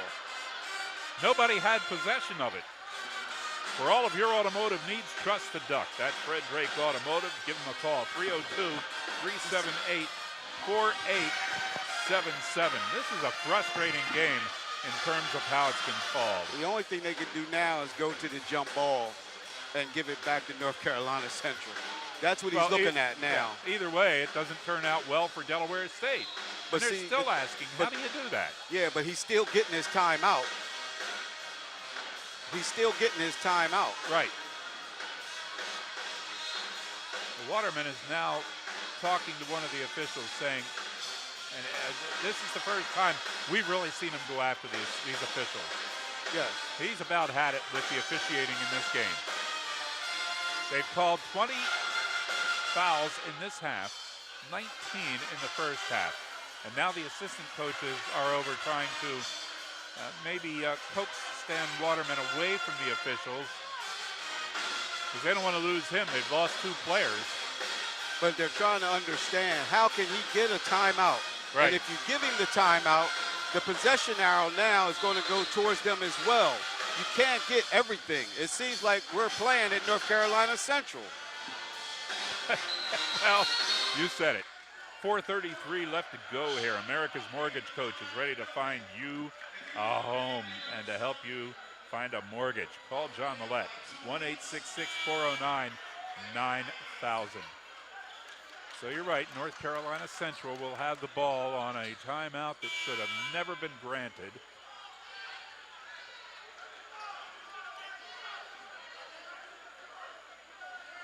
I can't help but glance to my left where the observer for the MEAC is sitting. He has just about filled a notebook in this game. Didn't see him write much in the women's game, but he is writing a lot here. There's a shot for 3 that is good by Chris Monroe. And it comes off of that benefit timeout that they got, 59-50. Now, Maltsby called for his second foul. Jevin Munoz to shoot foul shots. Jevin with only 2 points in the game here. He'd like to add to it. He had 11 in January when they played the Eagles. Good shot. Jevin Munoz had his season high on Monday. He put up 22 against Norfolk State in that losing effort. He has that first shot in here. It is. Down by 7 now, Gary. Yeah, that's what you need to do when the clock isn't running. You make your shots. 59-52. 4:15 to go. Cleveland dribbling out near the Hornets logo. Staten harassing him. Now backs off. Cleveland works around the side. Pass across court, tip. Munoz grabs the loose ball. He'll drive inside. Off the glass, it's good. I think he was hoping he would get fouled and go for 3, but he'll take the 2. 59-54. Good steal by Delaware State as they tip the pass. And now North Carolina Central calling for a timeout with 3:50 to go. This is our final media timeout here. 59-54, the Eagles in front. And the Hornets trying to fight back. Putting the U in HBCU. We are HSRN.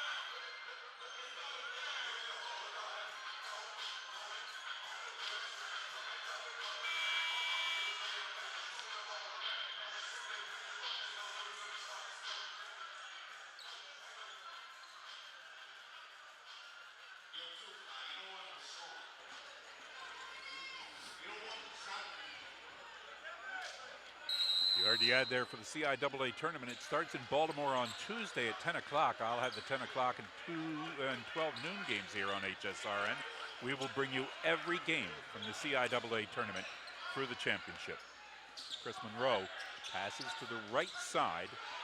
They'll give it out to Cleveland. Cleveland, 7 seconds on the shot clock, passes off underneath. And Brandon Medley-Bacon couldn't control it. They're going to say he touched it last before it went out of bounds. Give the ball to the Hornets with 3:29 left and down by 5. Again, Dale State, just show a little bit of patience. Dayton will take a break here, and we just got another media timeout. Well, as the last Okoye one, Parker came in. The last one was called by Right. North Carolina Central. Yeah. It was a point, though, where I thought they were using it as the media timeout here. We're just going to stay here with 3:29 left in the game. Remind you that Cush College is a proud supporter of HBCU sports. You can find them on the web at cushcollege.com. We've been keeping you updated on games around the MEAC that are very important as we come down here in the last 5 games of the season for everybody. And UMES leading South Carolina State 72-62. The Bulldogs will be here on Monday with the women's game at 5:30 and the men's game after here on HSRN. Howard leads Coppin 66-58. And Norfolk State with an 18-point lead over Morgan State 64-46. Well, again, Gary, like I said, I think for these two teams that we have here in front of us at Memorial Hall, it's going to be great to have competition. You want great competition leading into the MEAC. And again, Coach Mooten has always had his teams trying to peak at the right time going into the tournament. It shows by his record at North Carolina Central. And what has happened is now Coach Wooderman has learned a lot from watching Coach Mooten and the rest of the MEAC coming in his second year. And he's starting to get Delaware State in that same frame where we're going to peak going into February, leading into March, and play hardest in the MEAC tournament. Since losing to North Carolina Central by 19 back on January 21st, the Hornets have gone 4-3 and immediately got and had a 3-game win streak in there, including the next game after Central, and that was against South Carolina State. 2 overtime games in there. They're 1-1 in overtime.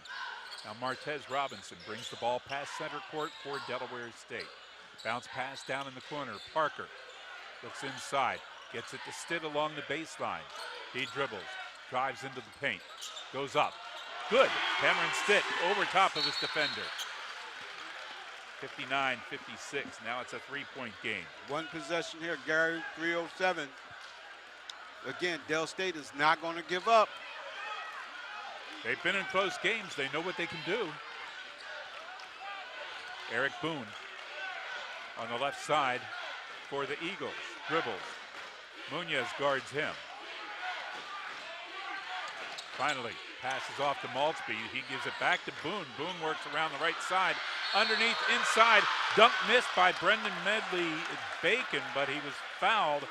That's going to be Kyle Johnson's 5th. Wow, we've lost all the big men here in this game. 3 Hornets fouling out of this one. Now, I know there's been a lot of fouls called in this game, but that was the first one that may have looked like a legitimate foul. Yeah, that was. I was about to blow my whistle, and I'd have to go out to the car to get it. Stops the clock, 2:45 to go.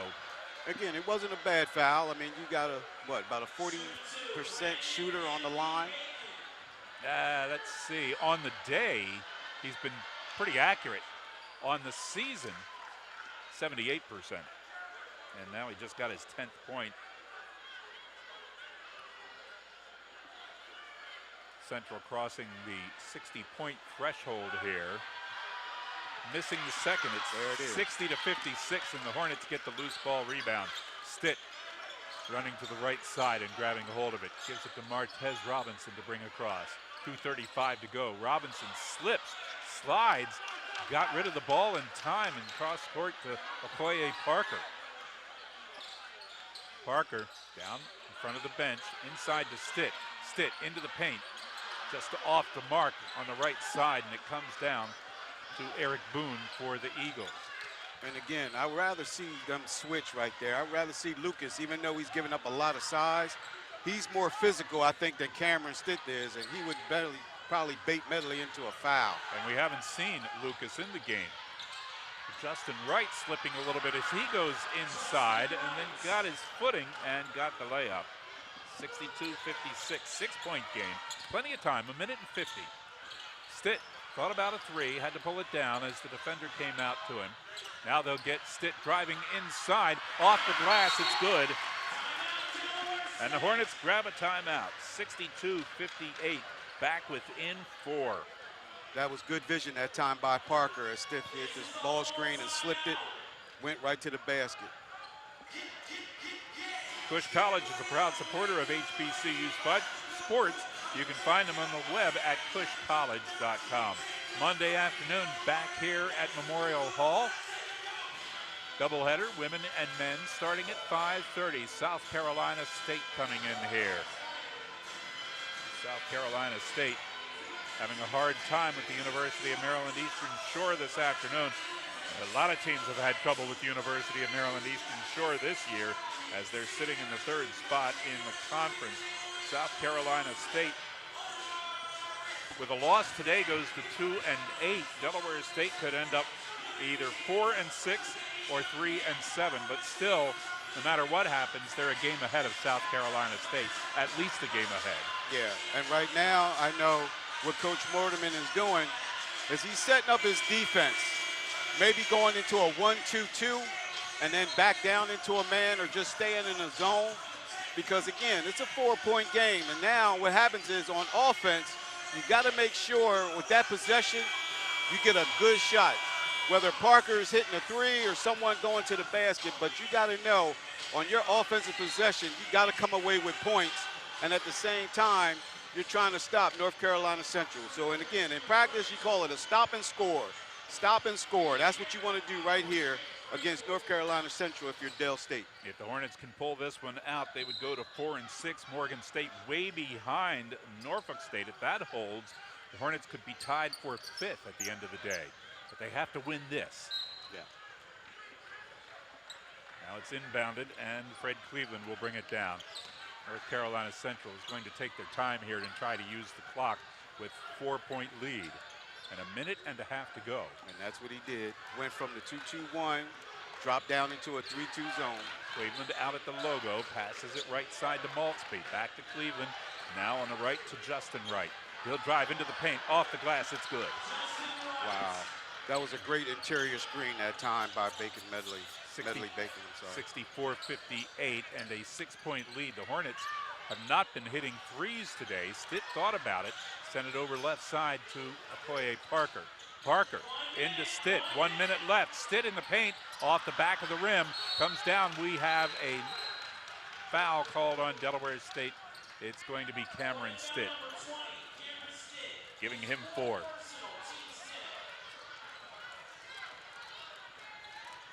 Brendan Medley Bacon, I believe it is, who will go to the line. He's been out there with 4 fouls for a while here. No, Justin Wright. It'll be Justin Wright, correct.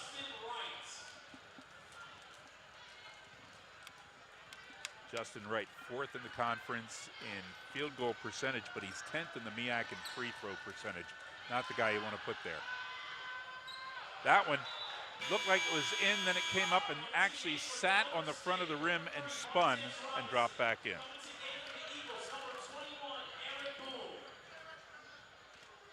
And every point he makes now with 56.1 seconds left, closer to putting the nails through on Delaware but now State. You got some speed out there that can handle the ball, get down court and get their shot with Staten Parker and Martez Robinson. Have to do it quickly as Wright hits both. 14 points for him.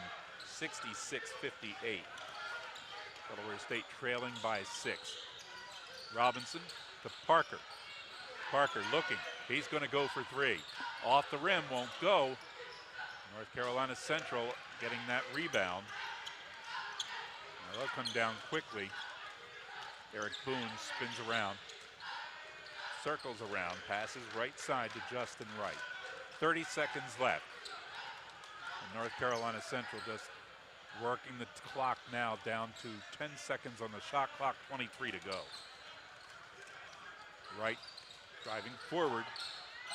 Right side of the lane, lost the ball. Double dribble by Wright. Hornets get it with 15 seconds left, but down by 8. It'll be a tough one. Munoz quickly down the left side. Inside.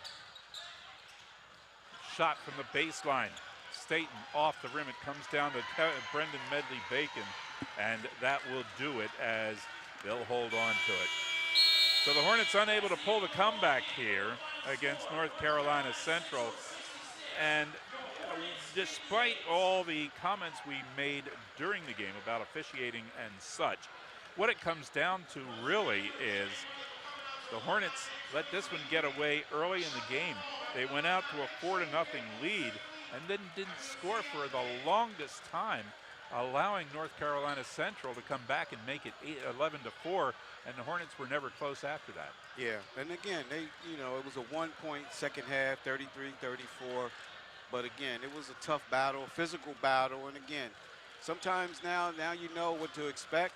You got to have all types of games in order to prepare to be the best that you can be. Well, they put forth a good effort here this afternoon. Just was not enough against these North Carolina Central Eagles. So Delaware State on the season now will drop to 5-20, 3-7 in the conference. North Carolina Central improves to 6-4. They will apparently remain a game behind UMES, who's probably going to end the day at 7-3 in the conference. Norfolk State looks like they'll improve to 8-2, and Howard will probably be improving to 9-1 as it goes along. South Carolina State looks like they'll drop to 2-8. Coppin State will probably go down to 1-9. That's if the scores that we've been receiving hold true here this afternoon. Yeah. And no reason to believe they will change. So, as they play the alma mater here at Delaware State University, the team lines up. And the Hornets alums and faithful rise to hear the alma mater. Good effort for Delaware State. Let's look at some of the scoring. Delaware State's leading scorer is going to be Cameron Stitt with 11. The leading scorer in the game, Justin Wright, had 14 for the Eagles. Chris Monroe finished with 13. Brendan Medley-Bacon finished with 10. 3 players in double figures for North Carolina Central. Hornets only had 1 in double figures. Uncharacteristic game for Martez Robinson with only 5 on the afternoon. Quay Parker couldn't get it going either. He had only 6 points for the game. Yeah, and again, I think most of that was the defensive pressure that was put on by Central, trying to neutralize Martez Robinson. And again, it just didn't seem like when you play that hard, trying to get open, your legs go first, and that's what happened with Parker. Well, for Delaware State, it was just a combination of a bunch of their guys who they needed to have out there scoring points, unable to do so. And you could have maybe one of your shooters, one of your high scorers be down a little bit, but when you've got 2 or 3 down, and then 3 Hornets fouling out of the game, Ray Somerville with 9:25 left, he fouled out. Corey Perkins went out with 5:10 left. And Kyle Johnson with 2 minutes and 44 seconds went out of the game. So Coach Stan Waterman joining us here after the game. And